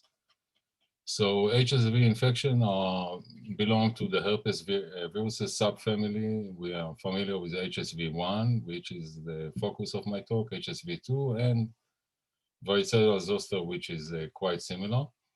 They are characterized by recurring lytic or latent infections, and epithelial cells in facial or genital regions are infected, like herpes keratitis, encephalitis, and neonatal herpes. 60 to 90% of the population in the world are affected. HSV persistently affects individuals for the entire life. And the clinical manifestation are subclinical or mild infection of the skin or the mucous membrane. And there are severe complications in immunocompromised individuals. So HSV1, there is a current pharmacological therapy, which is mostly symptomatic, but they don't eradicate the virus. And the problem is that the virus remains dormant in trigeminal ganglia, which forms a reservoir for recurrent infection. So we have identified the LATs, which are important in the expression or the reviving of the virus being virulent, and to encounter it with siRNA. So we were thinking that we would like also to target the trigeminal ganglia, and by that we can prevent further reinfection by the virus. So siRNA, we chose the one that targets the infected cell protein 0, which is in the coding sequence of the LATs. And it's encoded by HSV at the earliest stage, and it's required for the efficient initiation of the lytic infection and reactivation. So by silencing the ICP0 with siRNA, reactivation could be prevented. So they are familiar, and I'm sure that most of you are familiar with the therapeutic hurdles in delivery of siRNA. We have the renal excretion and further obstacles like the serum degradation, non-specific distribution, tissue barriers, and also endosomal release, which is important in fabricating an appropriate delivery system. I will not talk about this topic, which is siRNA polymeric nanoparticles that have been published. In this work, we formulated polymeric nanoparticles from PLGA containing siRNA against tumor. And in the second publication, almost less than 2 years ago, we also have done some targeted nanoparticles for mammary carcinoma therapy. And the targeting approach was a navigator peptide derived from the ApoB protein with high affinity to the extracellular matrix proteoglycans and the heparan sulfate, which can be used also for siHSV delivery, but more importantly, we also, in this case, we are using amitriptyline or denotriptyline, which is a known drug which has high affinity to neuronal cell markers, and we are linking it to the surface of the nanoparticles. And in this talk, I will show you nanoparticles, lipidic nanoparticles of actually liposomes. So in the liposomal delivery system, we have the regular requirement of that I mentioned below, the obstacles. I will not go on that again.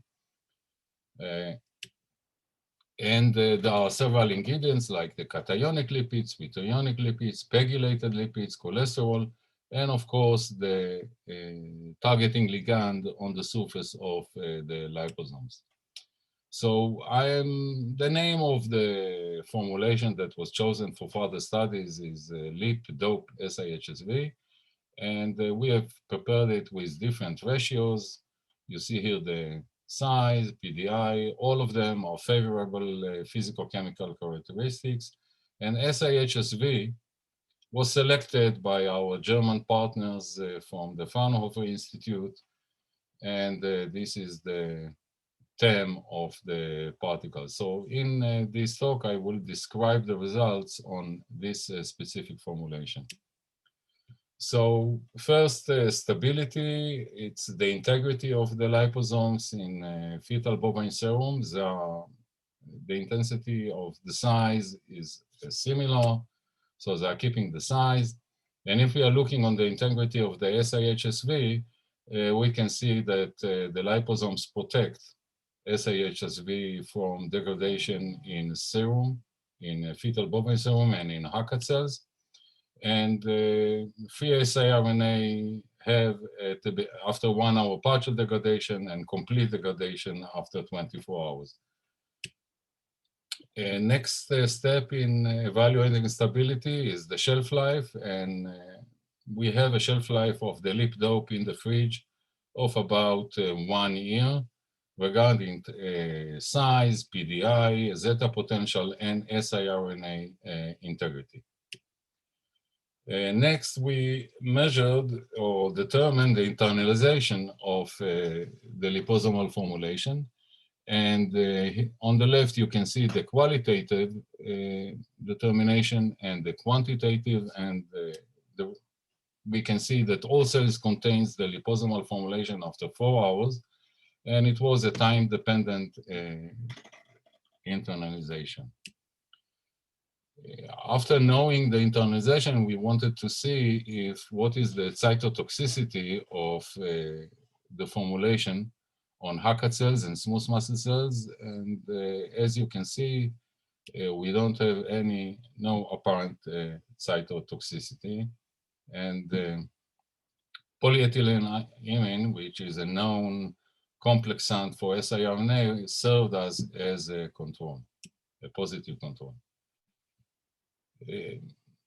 After knowing that we have a good formulation, we have with good physicochemical properties, no cytotoxicity, significant uptake and rapid uptake by the cells, we wanted to see what are the internalization and intracellular effects in HUCAT cells of our formulation.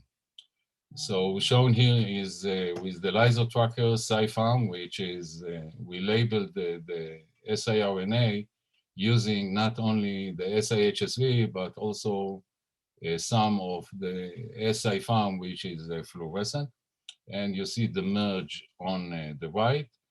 And if we will enlarge, we can see that there is a gradual endolysosomal escape of the siRNA inside the cells. And now looking on bioactivity, we have two types of assays. One is the 2D plaque assay, and the second one will be the 3D, showing first the 2D plaque assay. We have as control scrambled siRNA delivered by lipofectamine, SIHSV delivered by lipofectamine, empty liposomes, all of these are controls. And here on the right is the plaque assay results with our formulation, and you can see that there are no red plaques which indicate infection. And the quantification of the results are showing clearly that the formulation is highly effective compared to the various control that we used. The last model was the 3D model of looking on the antiviral effect on the 3D epidermis model. It is based on seeding keratinocytes, submerging them, airlift phase, treatments for 48 hours, HSV-1 infection, and fixation and analysis. And you can see here examples of uninfected versus infected in this 3 model, which contains the epidermis and the cells on it. And if we look on the results, again, we can see that the formulation is highly effective in preventing infection in the 3D epidermis model. Last, we wanted to verify that the mechanism of the antiviral effect is indeed by silencing siRNA.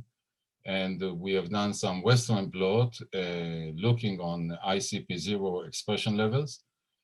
And again, the mechanism was shown that indeed the liposomal formulation is inhibiting the expression of the ICP0, our target, with the SIHSV treatment.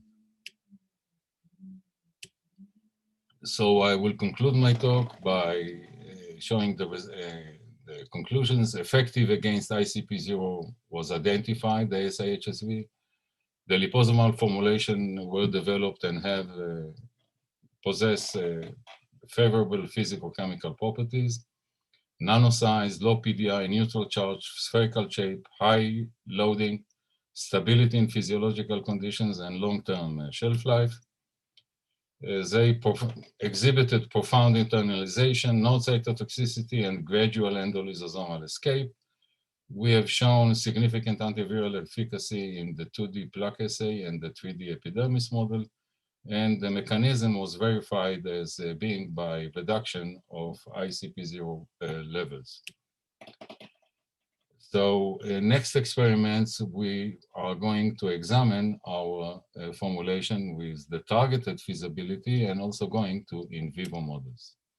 So I would like to thank my group. I'm showing here my group that was involved in this specific project. This talk is part of Doaj Bar Agabria PhD thesis. I'm taking the Israeli Academy of Sciences or Israeli Science Foundation for the grant. And it was done under the fund of a project center for drug discovery and delivery at HUJI. And I would like to thank my collaborators in Fraunhofer. Thank you very much.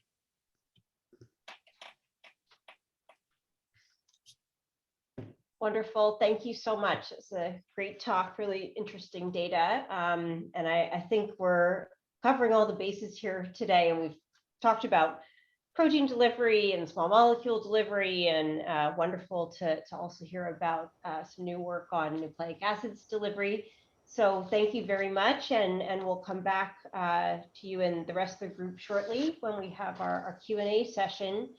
So maybe continuing on this theme, I'm going to ask Omar Khan to maybe come and put his slides up as our next speaker.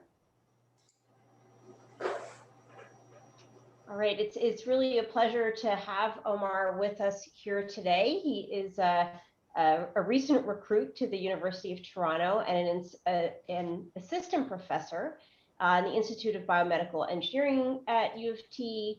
He actually got his PhD in chemical engineering and applied chemistry from UofT, and then was a postdoctoral fellow at MIT with Daniel Anderson and Robert Langer. His group that he is launching at UofT combines engineering, biology, and chemistry fundamentals to create new nanotechnologies that can control and deliver nucleic acids for better patient outcomes. He is the scientific founder of Teva Biotech, which is an RNA vaccine platform company in Boston. And he is going to talk to us today about immunobioengineering through applied chemistry. Take it away, Omar. Thank you for the kind introduction. And Gershon's work is incredible, and hopefully I can follow up and do an equally good job. So, Thank you.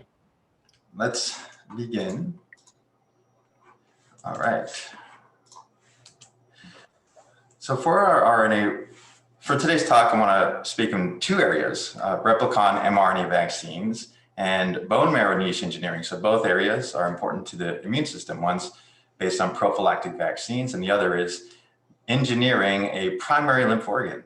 And the commonality between the two is that I use applied chemistry to get there. So when it comes down to, let's start with the vaccine work. When it comes to infection, you're then always infected by a pathogen. It could be a virus or a parasite or a bacteria. And then your immune system needs to fight that off. They're using your body as a raw material to make more of themselves. We can help this process along after you've been infected. For viruses, we can use things like antivirals. And for parasites, we can use things like antibiotics, especially for bacteria. And regardless of whether or not you get help, if you overcome the infection, a few important things happen. You get your antibodies and your T cells that help you kill off active infection, as well as give you memory to protect you in the future from progressive exposures. Now, vaccines are an important healthcare tool because they are a shortcut that can get you straight to your immunity without ever being infected. Now, there are a couple of different technologies out there that we can use to make vaccines, and they're all really useful, but they are all sort of amenable to different types of pathogens. Now, the live attenuated vaccine is a very effective type of vaccine. It takes the actual pathogen, partially weakens it, and then you inject that and it becomes the vaccine. The key for this is that it's still replication competent and that it can still replicate, and that signals to your immune system that something pathogenic is happening and you develop a really good immune response. Now, live attenuation isn't appropriate for all types of pathogens. For example, parasitic flatworms, you wouldn't necessarily want to try to partially disable that and inject that into somebody. So things like subunit vaccines and mRNA vaccines are excellent choices because you only take a small unique protein called an antigen and you inject that along with some type of adjuvant to develop an immune response. Now, the advantage of this is that you can have a bit more flexibility, and then it becomes another part of the toolkit of the different vaccine technologies that you have. So none of these are replacing each other, but rather they're part of a mosaic that we use to give proper protection to everybody. Now, the challenge with the subunit and the conventional DNA or mRNA vaccine is that they don't recapitulate the replication that we get for live attenuation. And this replication component is quite interesting and it's quite good because our immune systems have evolved to recognize foreign replication as pathogenic. So what I work on is the use of synthetic replicon nanotech in the form of vaccines. And the reason I like those is because they combine the advantages of live attenuation, and in fact, the replication part, with the flexibility of mRNA vaccines to make something a bit new. In general, this is how the process works. We identify an antigen on the surface of a pathogen. In this case, Ebola, we sequence it to find the corresponding mRNA. Then we combine that with our replicon template, and then we get this replicon. So the replicon has two parts. It has one part that is an instruction to form an enzyme needed for self-replication. And the second part is the instruction to make the actual antigen. More specifically, it's a large species mRNA with 2 open reading frames. The first encodes an RNA-dependent RNA polymerase that is used to make more copies of this RNA, and the second open reading frame that encodes our antigen. So if you can deliver this replicon inside of a cell, what happens is that you get the ribosome translates it, makes the polyprotein, this enzyme, and then that then goes ahead and makes more copies of the full-length replicon, but it can also start at the subgenomic promoter in between and just make more copies of the antigen. And in this way, you're getting a lot of RNA being produced, and this RNA is being then translated by the ribosome, and then you're getting a copious amount of antigens being produced. So it's turning your cells into antigen production factory, and it's using self-replication. Now, it's a transient system. It's not permanent. So that's the other advantage of this, and you can actually control the kinetics, how long you want this replicon to run for before it stops. Now, when it comes to using these types of technologies, we must really consider that for a vaccination approach, we have to consider the innate response to anything. Anytime you inject something foreign into the body, you actually develop an innate immune response to it. And that is just your body's way of checking out and making sure that nothing foreign or potentially pathogenic is entering your body. So we have evolved alongside many parasites and pathogens so that we have germline encoded pattern recognition receptors that are designed to look out for common things that can potentially hurt us and immediately destroy them. And among those things are RNA. So RNA can be sourced from pathogenic viruses. So whenever a foreign RNA is seen inside you, your immune system does a pretty good job of getting rid of it. So this is something we have to consider. Now, when we're building this, so when we are trying to deliver these types of RNA payloads, we really have to consider how we're delivering it and if we're shielding it correctly so that it can escape these mechanisms for protection, but then eventually get expressed so that we can have the appropriate response in order to get to your protection. Now, in order to minimize this innate immune response, we have to then go ahead and look at ways in which we can do that. So we need to build really great delivery systems to get this RNA into the body. Now, on this left-hand side, you can see that these are typical molecules that people use to deliver RNA. And it's a collection of different things. There's multiple components in here.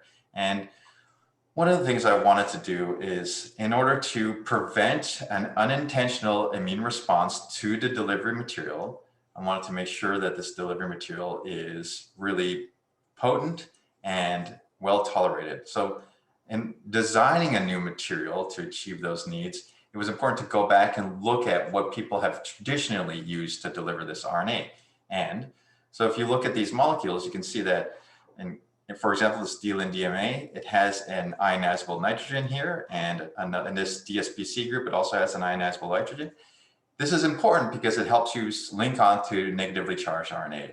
And then a lot of groups then add in cholesterol. This is an important component that's used to stabilize your nanoparticles to make sure they stay intact.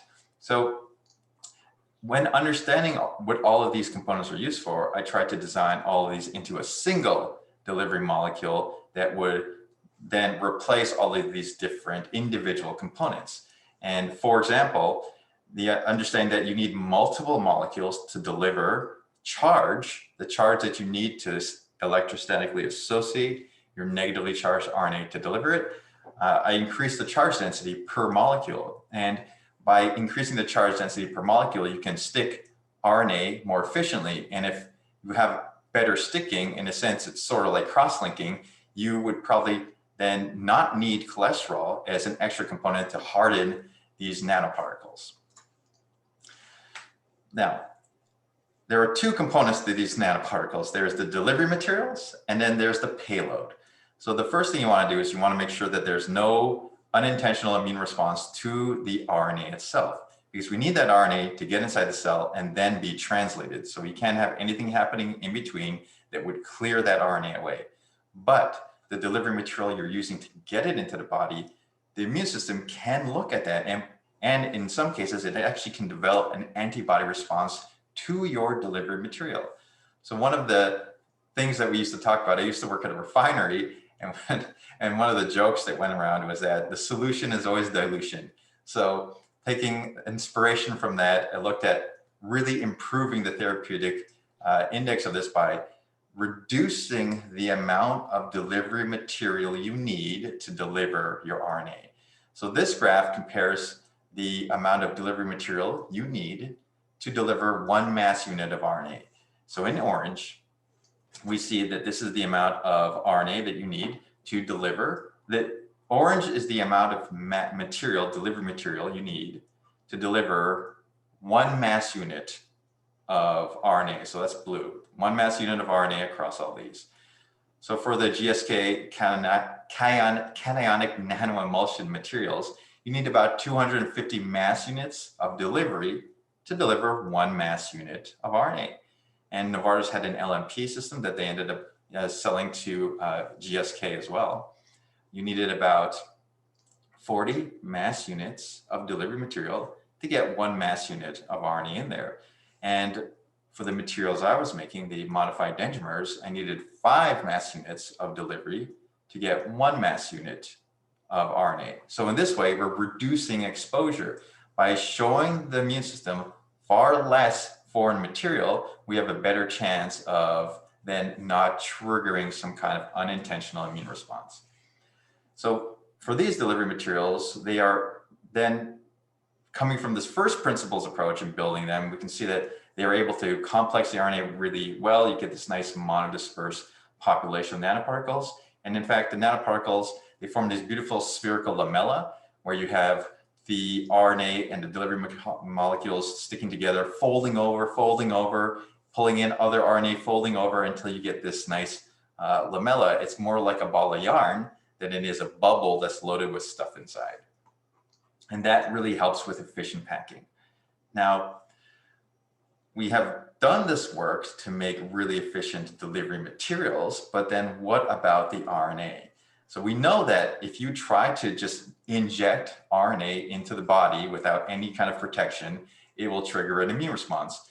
And one of the most important immune responses that you get is triggered by toll-like receptors 7 and 8, because those receptors can recognize naked RNA and then assumes that that's pathogenic and then sets across a cascade of responses that importantly prevent the translation of mRNA.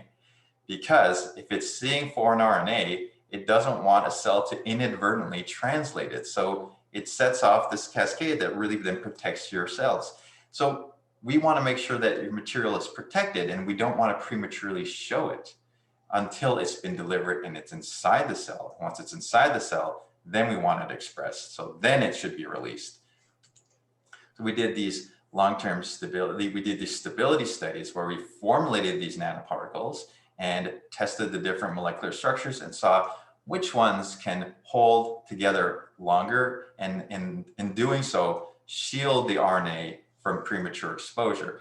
And down here at the bottom, these horizontal lines, this graph is a FRET-based assay, and essentially the higher the signal is, the more stable your particles. And the low signal means you've lost stability and your payload's been released. So we saw that for the different control materials, you could start off here in blue with a stable nanoparticle, but over time it could destabilize and you can lose your payload early, and then that is an exposure risk. So for this structure that ended up becoming the lead material that we used in my startup was very stable over time. So it stayed stable and we didn't prematurely release the RNA.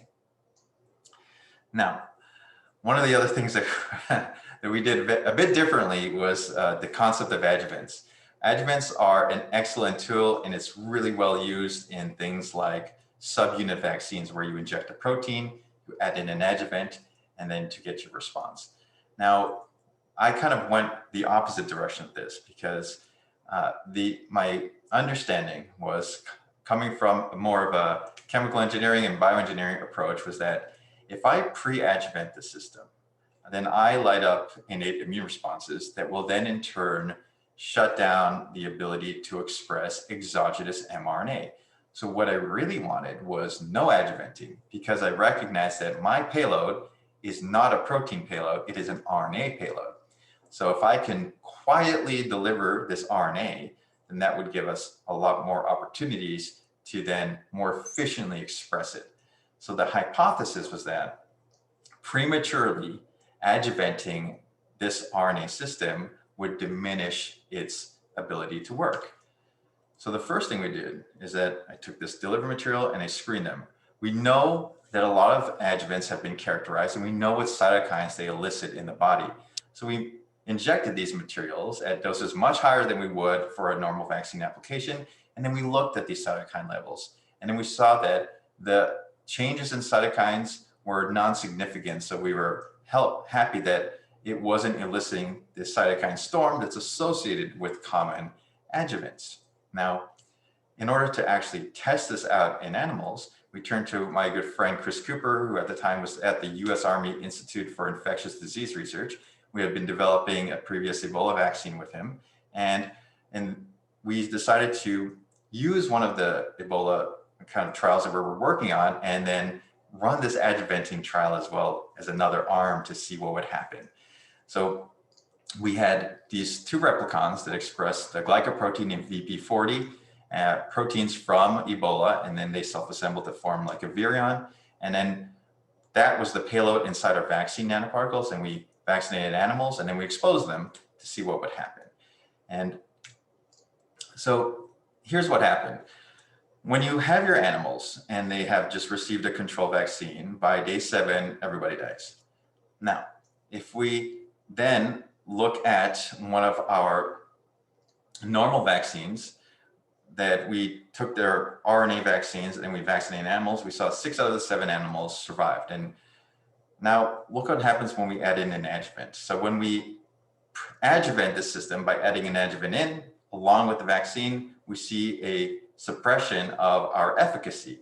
And that was really great for us to see, because then it showed that for this particular payload combination, it doesn't make sense to prematurely adjuvant. So worrying about timing of adjuvanting is really what matters in this case. So that was great to see. And after that, looking at the other characterizations that we can do, we show that these vaccines still are able to develop a really great antibody response, characterized in part by our CD4 T cell response. And we saw that our antibody levels were jumping up as well in a dose response way.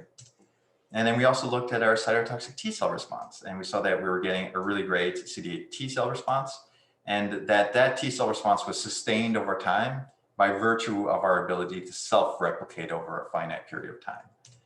So with all these challenges with respect to the delivery system kind of solved in this context, we then deployed this in many different disease models. So we looked at protection in Zaire, and we looked at protection in the Zaire Ebola virus model. We saw 100% protection there. We looked at Venezuelan equine encephalitis, again with my friend Chris Cooper, and 100% protection. We looked at H1N1 influenza, also excellent protection. And we also looked at a cancer application, HPV-associated tumors, and that was also great. And these were all single dose vaccinations, and we were able to get self-replication from this replicon payload. So that was added benefit. Now, the other thing that we were interested in doing is then looking at the opportunity to use this very potent system to simultaneously vaccinate people against multiple diseases at once. And for this, we then once again went back to Chris and we said, hey, why don't we try a different type of filovirus trial? Let's look at 3 different biologically distinct filoviruses: Zaire Ebola, Sudan Ebola, and Marburg virus. And what we did is that we made what I call a multiplex vaccine, where we had replicons that encoded antigens from each of the 3 diseases. And then we vaccinated animals. And then we did a challenge trial to see what happens. Now, here we had control animals. And for these control animals, we vaccinated them with the control group, and then we challenged them with Zaire Ebola. And as we see in the natural history of infection out in the wild, you actually see that you get 10% survival. Then we made a Sudan-only vaccine and vaccinated against Zaire Ebola. And similar to controls, we saw a 10% survival. These don't overlap. Then we did a Zaire vaccine and challenged against Zaire Ebola, and we saw 80% survival. Now look at what happens when we do a multiplex. We looked at Zaire Ebola, Sudan Ebola, and Marburg virus. We made a multiplex vaccine that should protect against all three. And then we saw great protection even with this multiplex. So now we have more confidence that we can simultaneously vaccinate people for multiple diseases at once with a single nanoparticle. And that's something that we continue to be interested in. The last thing I want to talk about is the endothelium. So now we're shifting, going away from prophylactic vaccines and thinking more about primary lymph organ engineering. And one of the things that I'm interested in is targeting blood vessels. I think blood vessels are an incredible component of the body, and they are a non-traditional drug target that you can use to deal with a lot of things, mostly because they are the entry point where leukocytes, the white blood cells that are important effectors for the immune system, travel. They travel out of the bone marrow where they're made, and then they go through into the blood for circulation, but they have to cross the endothelial cell barrier, and that's a mass transport issue. So that's something interesting. So if you can control the door from where they're generated into general circulation, you can potentially do some really interesting therapies. So the concept is similar to what Gershon was doing with his siRNA. We are now looking at ways to use siRNA to open and close these doors in the bone marrow endothelial cells to really can regulate what comes in and out of the bone marrow. Now, so for this, I had developed a couple of different materials that were preferentially delivering siRNA payloads to the bone marrow endothelial cells. And these are two examples of materials that I had been using.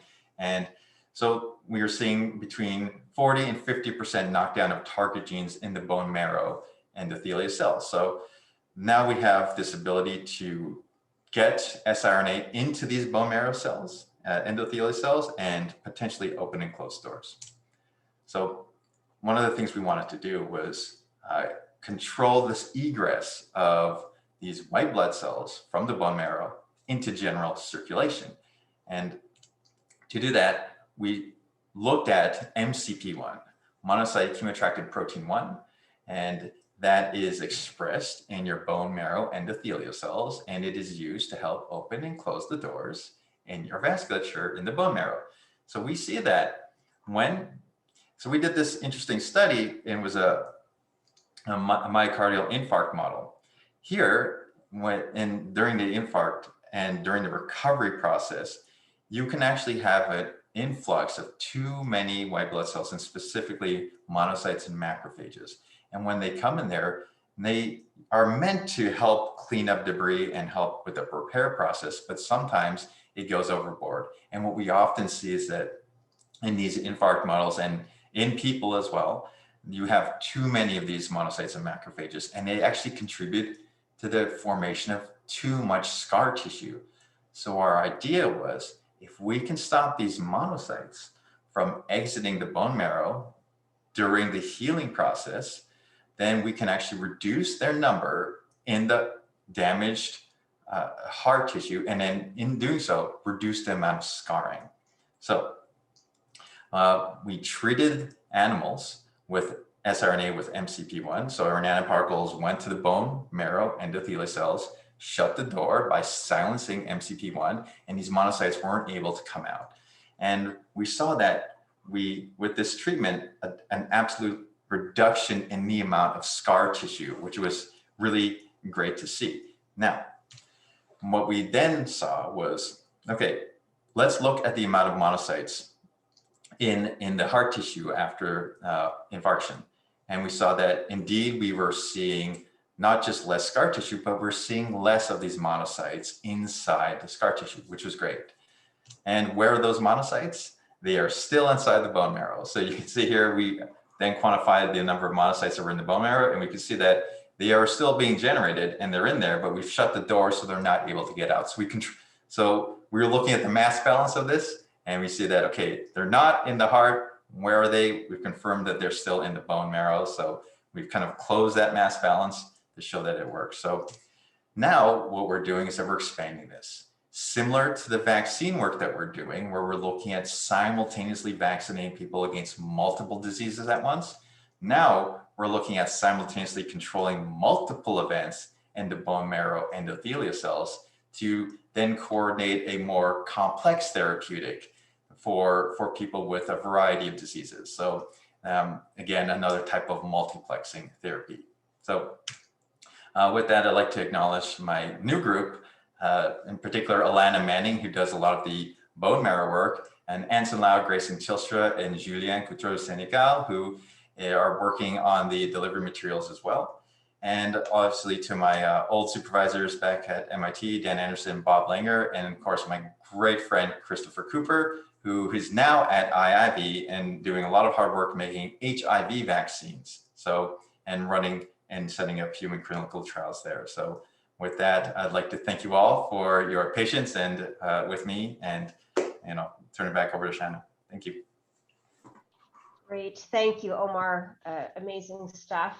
I'm sure there will be lots of questions. I've got a bunch of my own.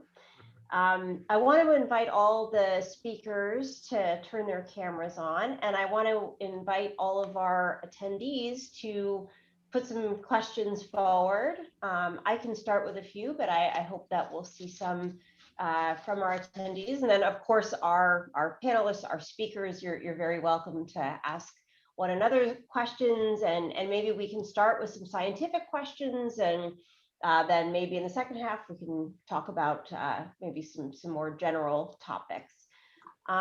Okay, well, since your talk is top of mind, Omar, this idea of multiplexed vaccines, I'm not sure that I certainly hadn't thought about it too much until very recently, when we're starting to see variants, or now have been seeing variants for a few months of SARS-CoV-2, and recognizing that we're going to have to fine-tune vaccination strategies accordingly. Some of what you talked about seems very appropriate. I mean, have we multiplexed vaccines before? Is this a new paradigm? Obviously seems very important for controlling viral spread. Maybe you could just talk a little bit more about that. We multiplex all the time with subunit vaccines. So Flublok is one of the vaccines that people get for the flu vaccine. It's actually a trivalent vaccine. It actually delivers 3 protein antigens for 3 different strains of the flu virus. And that really work was inspired years ago by the understanding that we have a World Health Organization surveillance program, and they try to identify the up and coming flu virus for the next season. And sometimes it's right, sometimes it's wrong. That's why we see lower efficacy, because sometimes the variants don't match. Now, to kind of cut that out, people are saying that why don't we just do this multiple approach where we look at delivering several different antigens, and the Flublok is the way to do that. Now, so there's inspiration there, but to take it over into the mRNA world, but then also to a self-replicating mRNA world is great. And the idea is, because again, the Flublok, it's a protein, and you get your 1 dose, but with a live attenuated vaccine, you get the replication. And right now, what we're seeing with COVID-19 is that a lot of times you can actually really make sure your antibody titers stay high by getting a boost. And the boost is really our way of kind of bluntly mimicking replication, because we vaccinate and then we wait 12 weeks or whatever, get a second dose, and then that's supposed to remind your cell that, hey, this is something pathogenic is here. By doing it with a replicon, you can just have the similar kinetics to actual natural infection in terms of how you produce your antigen, and to have it go over time. And that's kind of the inspiration for that. So taking inspiration from the Flublok subunit vaccine, putting an mRNA spin on it, and then self-replication spin on it to mimic live vaccines was the idea. So it's not new. The way it's deployed is different. And I think that hopefully that gives people more confidence in it because it's not a new concept, but it's a new way of making it work. Absolutely. Yeah, incredibly interesting. I mean, from my perspective, I mean, I think of myself as fairly well versed across, the life sciences and different modalities. But I have to admit, I've considered vaccines to be a bit of a black box, right? We haven't done a lot of molecular level engineering the way that you are doing and others in the field. And I can really see us entering kind of a new era in the way that vaccines are developed, and they'll be, we will all become, I think, more fluent in that set of language and the logic and how they are developed. So that's great. Molly, you have your hand up. Yeah, thanks, Sheena. So first of all, I enjoyed everybody's talks. I wanted to ask Gershon a specific question. When you were talking about all the hurdles that we face, I was wondering if you could talk a little bit more about endosomal escape and how you've overcome that hurdle. And then also if you could talk a little bit about the long-term efficacy of the silencing. About endosomal escape, it depends on the ratio between the complex and the cationic counter ion and the siRNA, which is number one. So we played around with several ratios in order to find the optimal ratio. Number two is to have a zwitterionic agent in your formulation, which should enable endosomal escape by bursting the endolysosomal membrane. And we found that when working with a liposomal delivery system, the endosomal escape is facilitated much more profoundly in comparison when we're using polymeric nanoparticles based on PLGA. So it's a trial and error in many cases, but the rules are there. You need some kind of a ratio between the cationic agent, and we are examining different cationic counter ions, not necessarily the one that are lipid-based. I didn't show the results, but right now we are trying several other cationic agents which are biocompatible, but they are not lipids. And also the zwitterionic moiety. Now about the long-term efficacy, well, it's known that siRNA is transiently working, but the liposomes are engineered for a fast release in contrast to PLGA, where you have a sustained release, which you can think about continuation or longitudinal effects. So with the liposomes is the one shot, one release, probably for hours, but not more, maybe one day.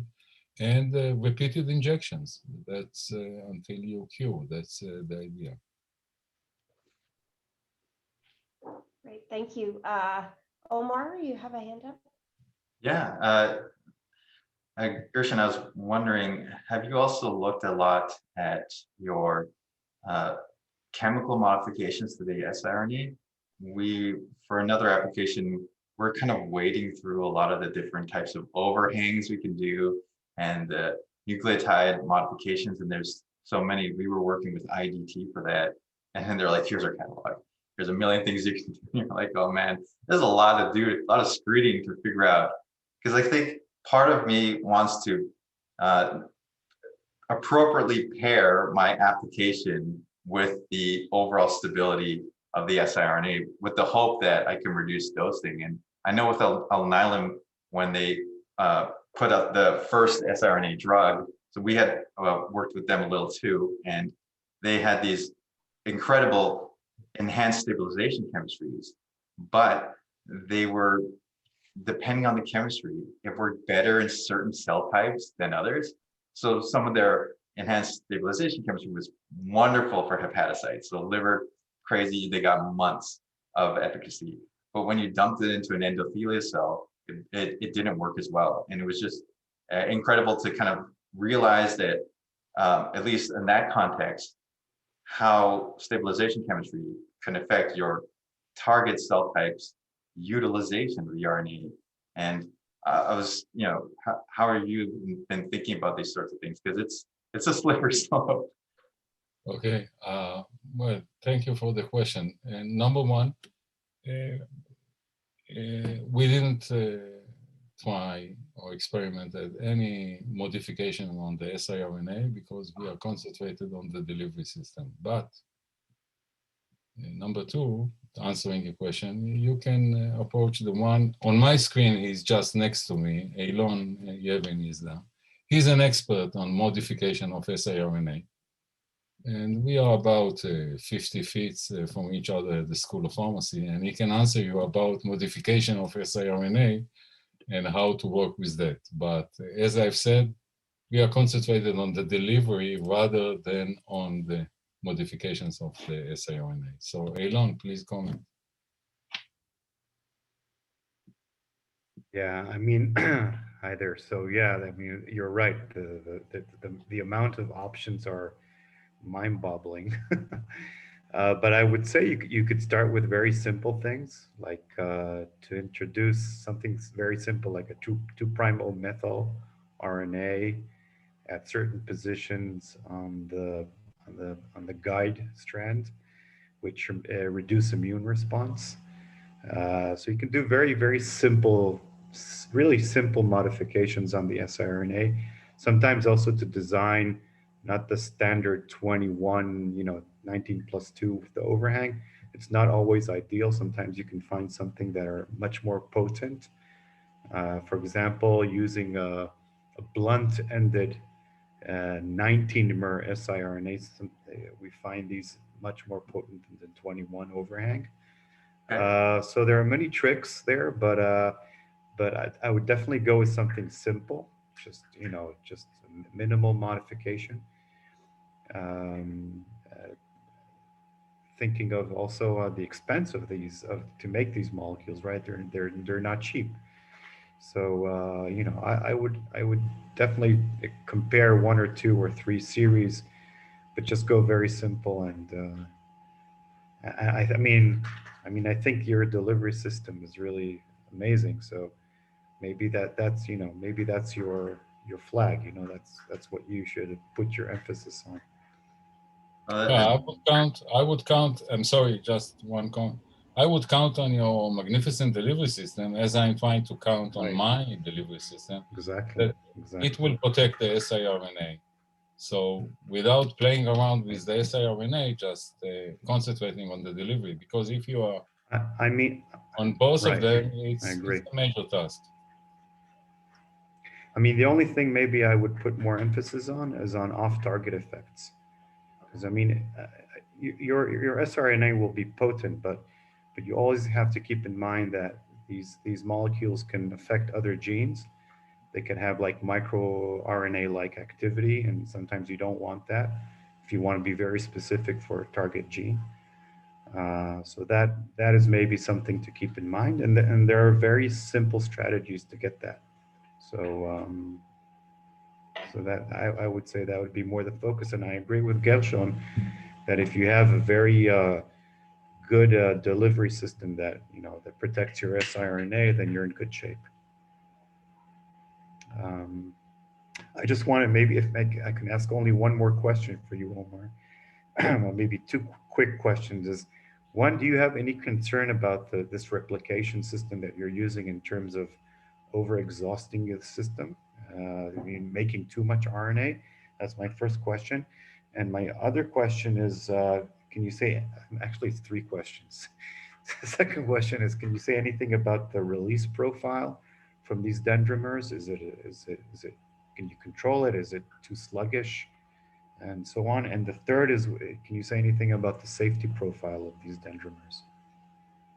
So it's a lot of questions, sorry. I've heard it all before. I'm raising money. For the okay, let's see the kinetics. So one was the kinetics, the kinetics, right? For the kinetics of the replicon, you can actually, it's based off of an alpha virus. So you can source these different untranslated regions, the UTRs, from other alpha viral replicons. So there's, for example, the Samliki forest virus or the Western encephalitis Western equine encephalitis, tongue twisters, virology. So you can actually source these different UTRs, and when you plug them in, you change the kinetics. So not only, so you can potentially get a nice burst kinetic release, you can get a ton of antigens going, and that can be good for if your antigen is very non-immunogenic. So if it's just a very benign antigen and you really want the immune system to notice it, great. If you're working with something like GP, glycoprotein, that thing is toxic, so you only need a bit of it, and that on its own will just generate a great immune response. So you could potentially use something from Simplex forest virus, where you just want the constant slow burn and of something that's really toxic that's popping out, and then you can get a nice protracted infection. So those are the ways in which you can control on the payload side. Now, just like any vaccine that uses live attenuation viruses, you will pop the cell that's been transfected. So that will eventually, like these nanoparticles, they get in, but they don't replicate. They can't go into other nanoparticles. And in that, so you will lose about the same amount of cells to, eventually coming up their works and having them die, or having a CD8 T cell coming in and killing them. So those are kind of the ways in which it eventually shuts down. Novartis had built an entire IP portfolio around changing the kinetics of their RNA. And what they found is that, interestingly, if they go too far the other way and make it too gentle, nice. And by gentle, I mean they change the replication kinetics and they change the amount of interferon gamma that eventually gets released.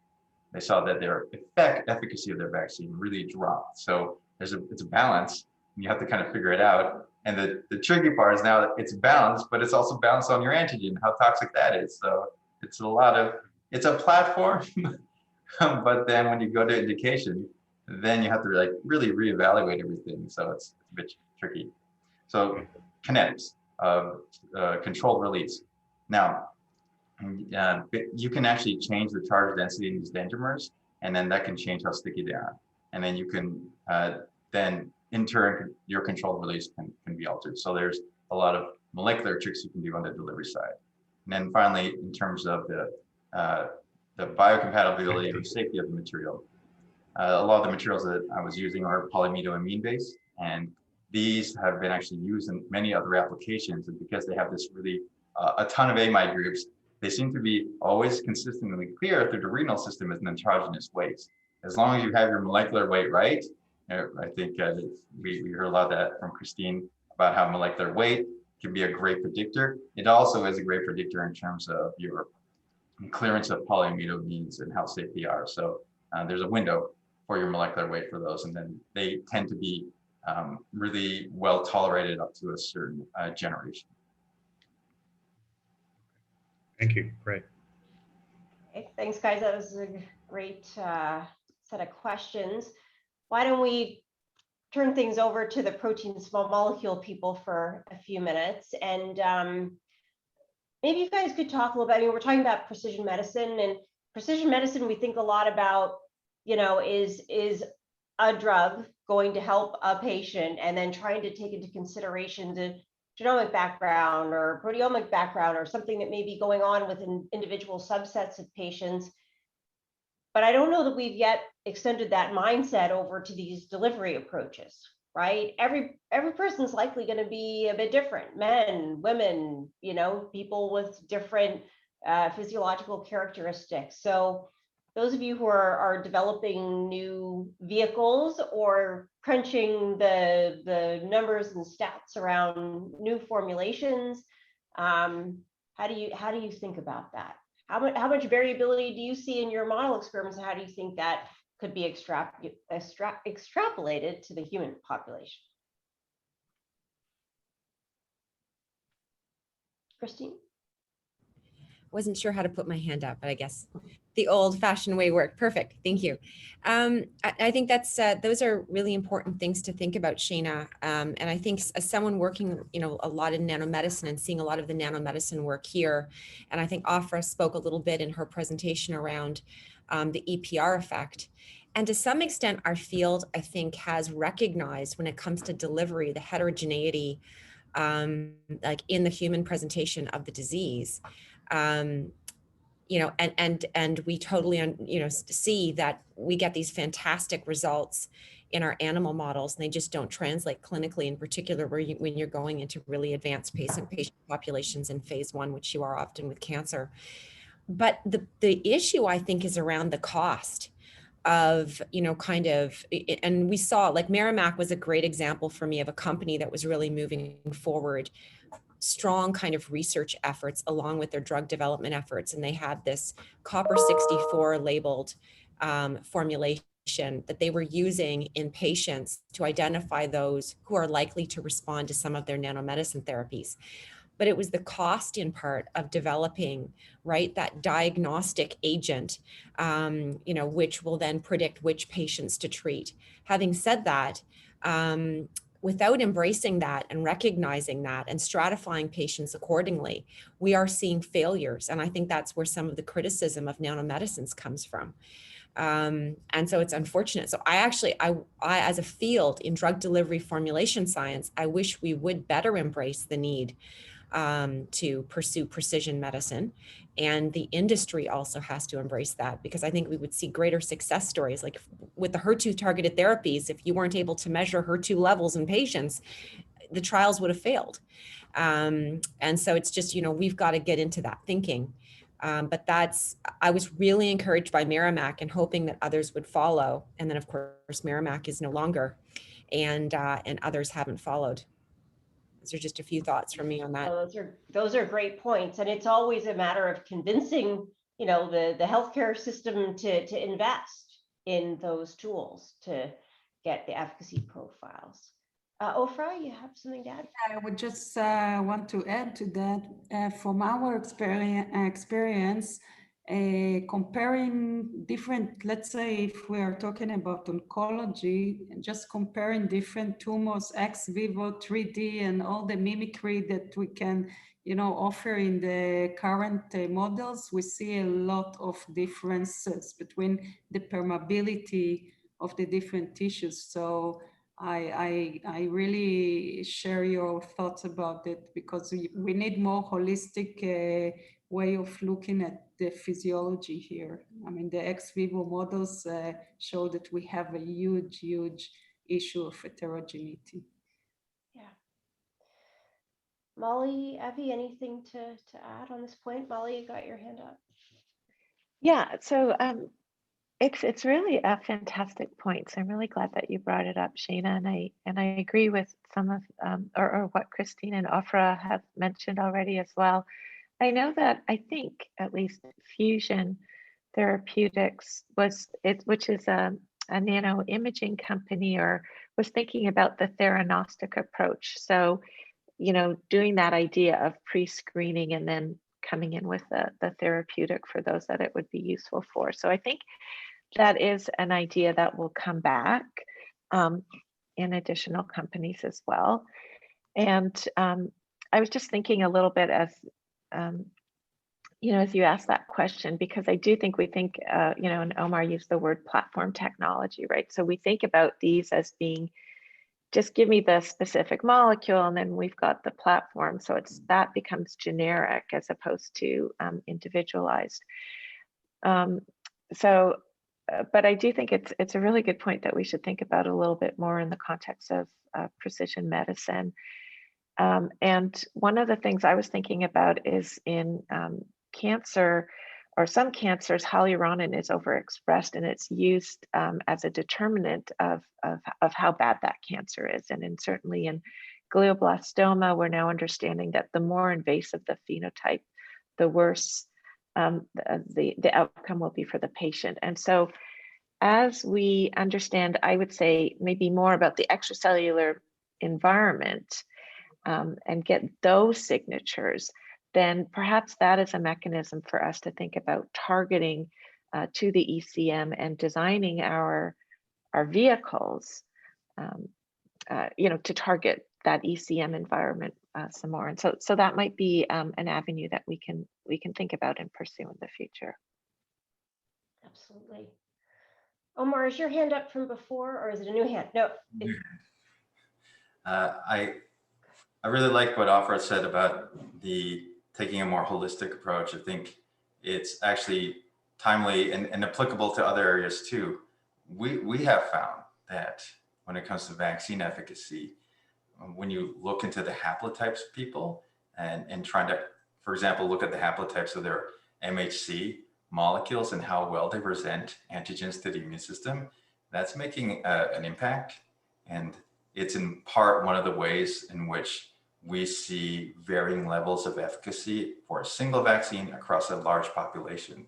So I would encourage everybody to take Ofra's comments to heart, because I think there's a lot of different things you can look at and potentially screening, finding correlations between haplotypes and how people respond to these different therapies. And I think I've been looking for ways to do this and trying to source, for example, for the in vitro screens, trying hard to find cells from more diverse populations to try to figure that out and to see if you can actually quantify this. Because it's actually, from the immunology point of view, it's pretty easy to look at your MHC haplotypes, but I mean, I think there's an opportunity to do that for all sorts of things as well. Yeah, absolutely. All right. Well, Omar, I want to get to the questions that we've had come in, and they're both for you, Omar, the ones we have here. So one relates to whether there are signs of immune exhaustion with self-replicating RNA vaccines. So there wasn't any sign of immune exhaustion. I think that one of the things that you can do to protect against that is twofold: the rate of controlled release of your RNA, and then also controlling the kinetics of expression from your self-amplifying mRNA, which you can do by tweaking the untranslated regions, the UTRs. And that's how we kind of do it. The immune exhaustion thing is something that it is an absolute problem. We see it sort of like with cytomegalovirus even, right? Or in HIV, where it just overwhelms and you can have that issue, but we haven't really seen any signs of this. And that's one of the other reasons that we're looking at that multiplex work with the vaccinating against multiple diseases at once, because we, on another side of that, many folks were thinking about alternative vaccination schedules for their kids. And that kind of, I have a new baby, so it just kind of made me a little annoyed that, you're risking people's lives because of stuff like that. So hard data is always good. And think about it in terms of how you live, and you're always walking around, you're always being exposed to a ton of pathogens all over the place, and you're fine. If I vaccinate you against an extra 3, you're going to be fine. So again, it's just, and then we're cognizant. And then the other great thing is that we've co-evolved with all these alpha viruses next to us all the time, and they don't exhaust our immune system. Yeah. So that's the advantage of sourcing some of your parts from nature, because again, not only are we benefiting from evolution from the point of view from the virus, but also our evolution, where we've learned to deal with the kinetics of these types of expression. Absolutely. All right. One more question for you, Omar. So when you're inhibiting the flux of monocytes out of the bone marrow to reduce fibrosis, are there any consequences within the bone marrow niche due to production and retention of the monocytes?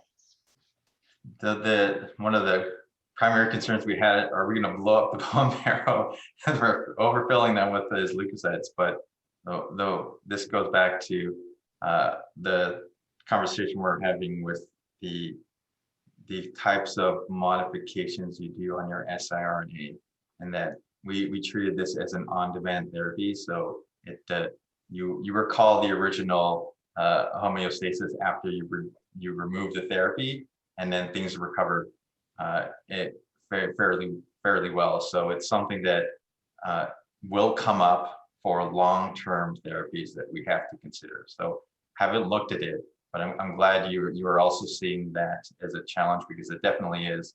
Everything you do, there's always a counterbalance somewhere else. And again, as Ofra said, you have to take a holistic approach. You have to, not just look at your endpoint, but you have to start peeking around, make sure everything else is still okay. You're not, causing someone's head to fall off some other way.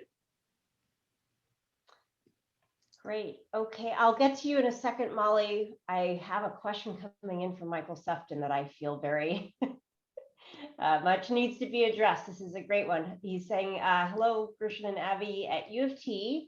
We are seeing value in combining efforts across departments and faculties, Prime, Medicine by Design. These are some efforts that are across campus in what we call strategic initiatives. And so this is a big effort. Christine Allen, who's here with us, is leading the charge here. We're trying to bring people together from across campus, more collaboration, more multidisciplinary efforts going on. And Michael Sefton's question to you guys is, what's going on in Israel? Is this kind of thing taking hold as well? Are there similar efforts? Any comments? Chime in. Just before Avi, I would just say that I'm now these days only in tactics.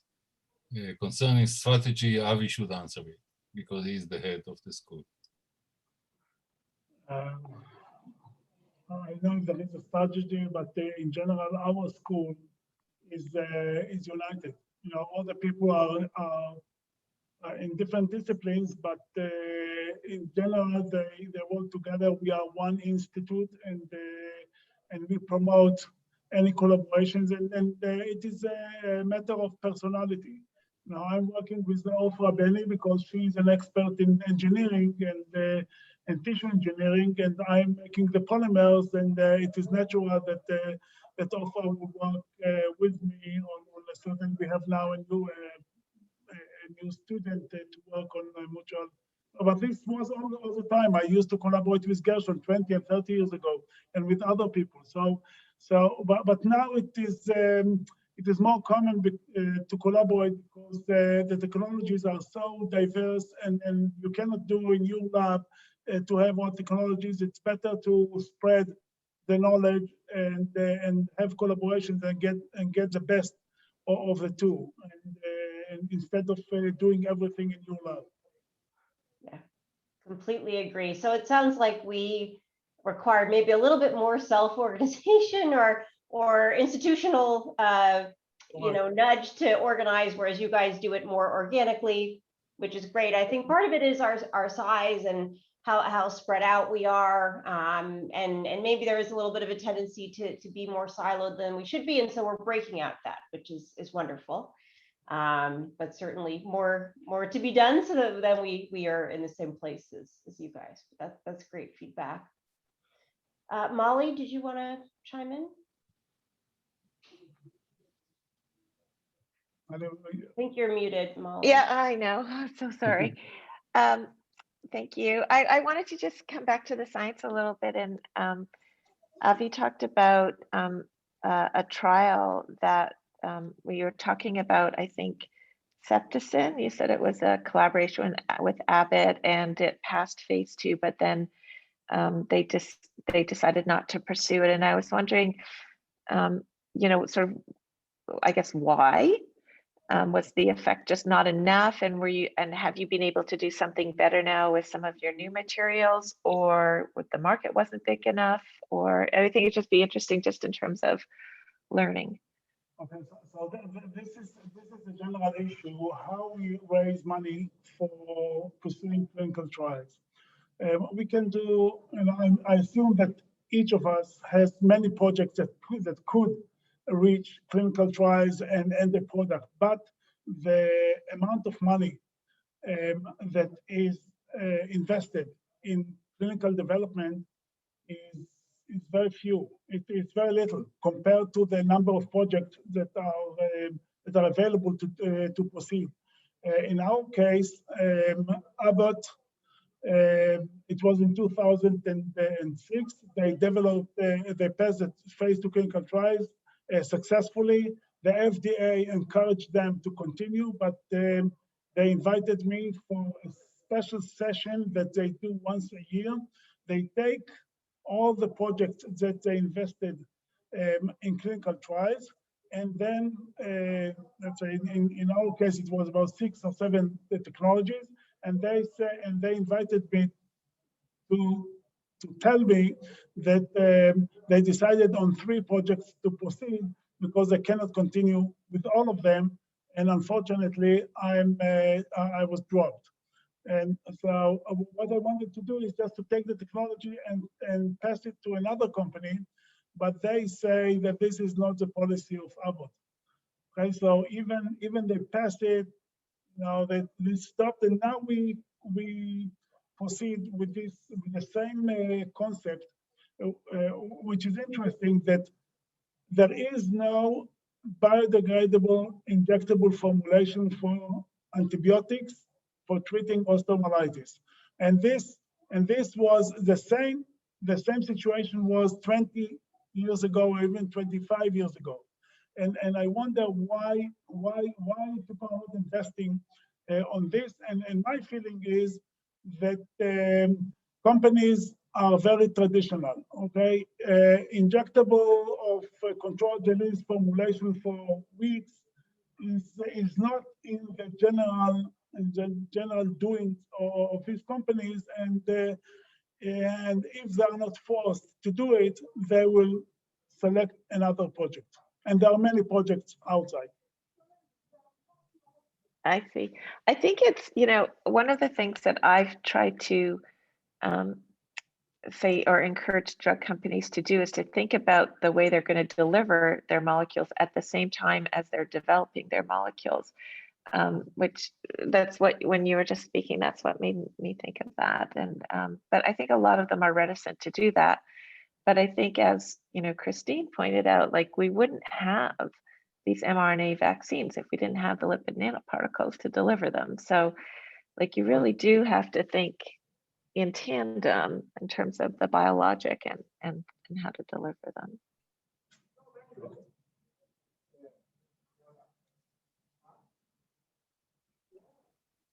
Shana, now you're muted.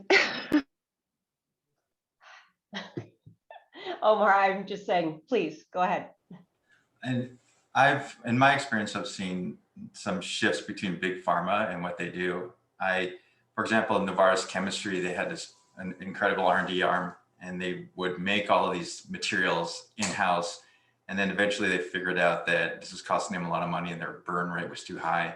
So they shuttered a bunch of their capacity, and they actually turned it into these incubator spaces where they wanted new startup companies to come in, do all the de-risking, and then they have the option of coming in and grabbing some of that IP. That seems to be a really big thing in the Boston area, at least, and hopefully maybe in Canada too eventually. And I think the onus is now moved, because I think the science is moving much faster now. We have a ton of talent of people who are really great and smart, and no place for them to go, but they have great ideas and they really want to do this innovation. So I think from my perspective, I've just been seeing a lot of the de-risking happening in smaller startup companies, and then those either partner or get acquired by bigger ones, and things move on. And then those trials get absorbed later on. So it's almost for them to get to a certain point, they want to see it de-risked in the sense that it is fundable, people see a market for it, and we can make a profit from it. And then that's kind of where they moved from it. And even looking at Moderna, how it started, or BioNTech, BioNTech's very old, right? And they've been chugging along, doing some incredible work, and now it's all paying off. And Moderna is younger, but again, start off very small, and in those early days, they had a ton of talent turnover and everything as they tried to focus and get where they needed to go. And again, now they're big players. So I think things are changing. I think if we want to see bigger change, we're going to have to nudge people to do it. And I think Peter Kulis, he's the kind of brain behind all of these current COVID vaccine delivery materials. And he's been saying that as faculty, it's our job to try to get your trainees to think more about their opportunities. And if they're experts, they should be kicking this thing out the door into a startup. And we have that capacity, whether it's in Israel or here in Canada or anywhere. These trainees are the ones that matter. They are the ones that are coming up with these ideas and doing great work. Let's enable them and make them feel that, yeah, it's a risk, but it's okay to fail, and you're better for it, and we're all better for it. Yeah, absolutely. I could not agree more. I've been in Canada now over a decade. When I first got here, the mindset was 180 degrees from where it is now. We've come a long way in terms of it being like socially and culturally acceptable to start companies, which is one paradigm shift. But now we do have to get trainees into that mindset and thinking about their projects and how to spin them out and to take those steps, because I just couldn't agree with you more, Omar, that you don't want to create a Moderna in the middle of a crisis. You need, a constellation of companies to be there to turn on a dime and develop whatever it is that's needed.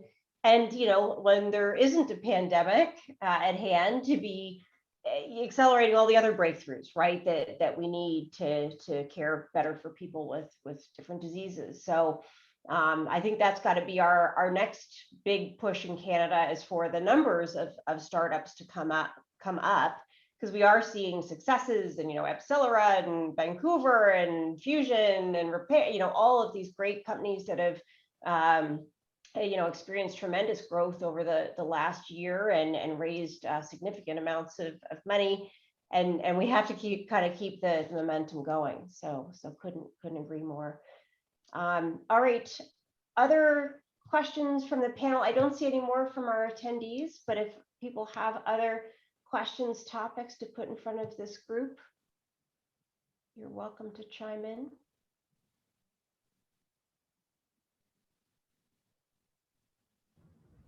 Some of us have also been reaching out in the chat, Shayna. So you've helped to kind of bring us together, which has been fantastic. So thank you. Good. Well, that's what this is all about. Obviously, we wanted to start the conversation, get people connected. Some of us knew one another before, but now we all know one another and have good familiarity with what's going on at the different institutions and the different labs. And this is just the beginning. We just wanted to make the introductions and get that level of familiarity. And so we will kind of take it from here. I think we'll see how much longer we're online. I know in Israel things are, you guys are really turning the corner, not so much here yet, but we'll get there. But in the meantime, we'll find other ways to connect. And then once the world is a little bit more open, we will try to meet one another face to face. So please, for everybody who's on this call, think about the connections that you can envision from what you've heard and been a part of today. And then let's think about how to build on this foundation. So I want to thank everyone who participated by speaking or attending. I want to thank Alon, who is my partner in crime here on the Hebrew U side, who has helped put this wonderful series of events together. I just think this was an absolutely fantastic series of events, 3 mornings chock full of great science in all of these different areas, incredibly thought-provoking, great discussions. So thank you, everyone. Take care. Thank you. Hope to talk again soon. Thank you Bye-bye. very much. Bye-bye. Thank you, Shayna. Bye, everyone. Take care. Bye. Bye. Bye-bye, everyone.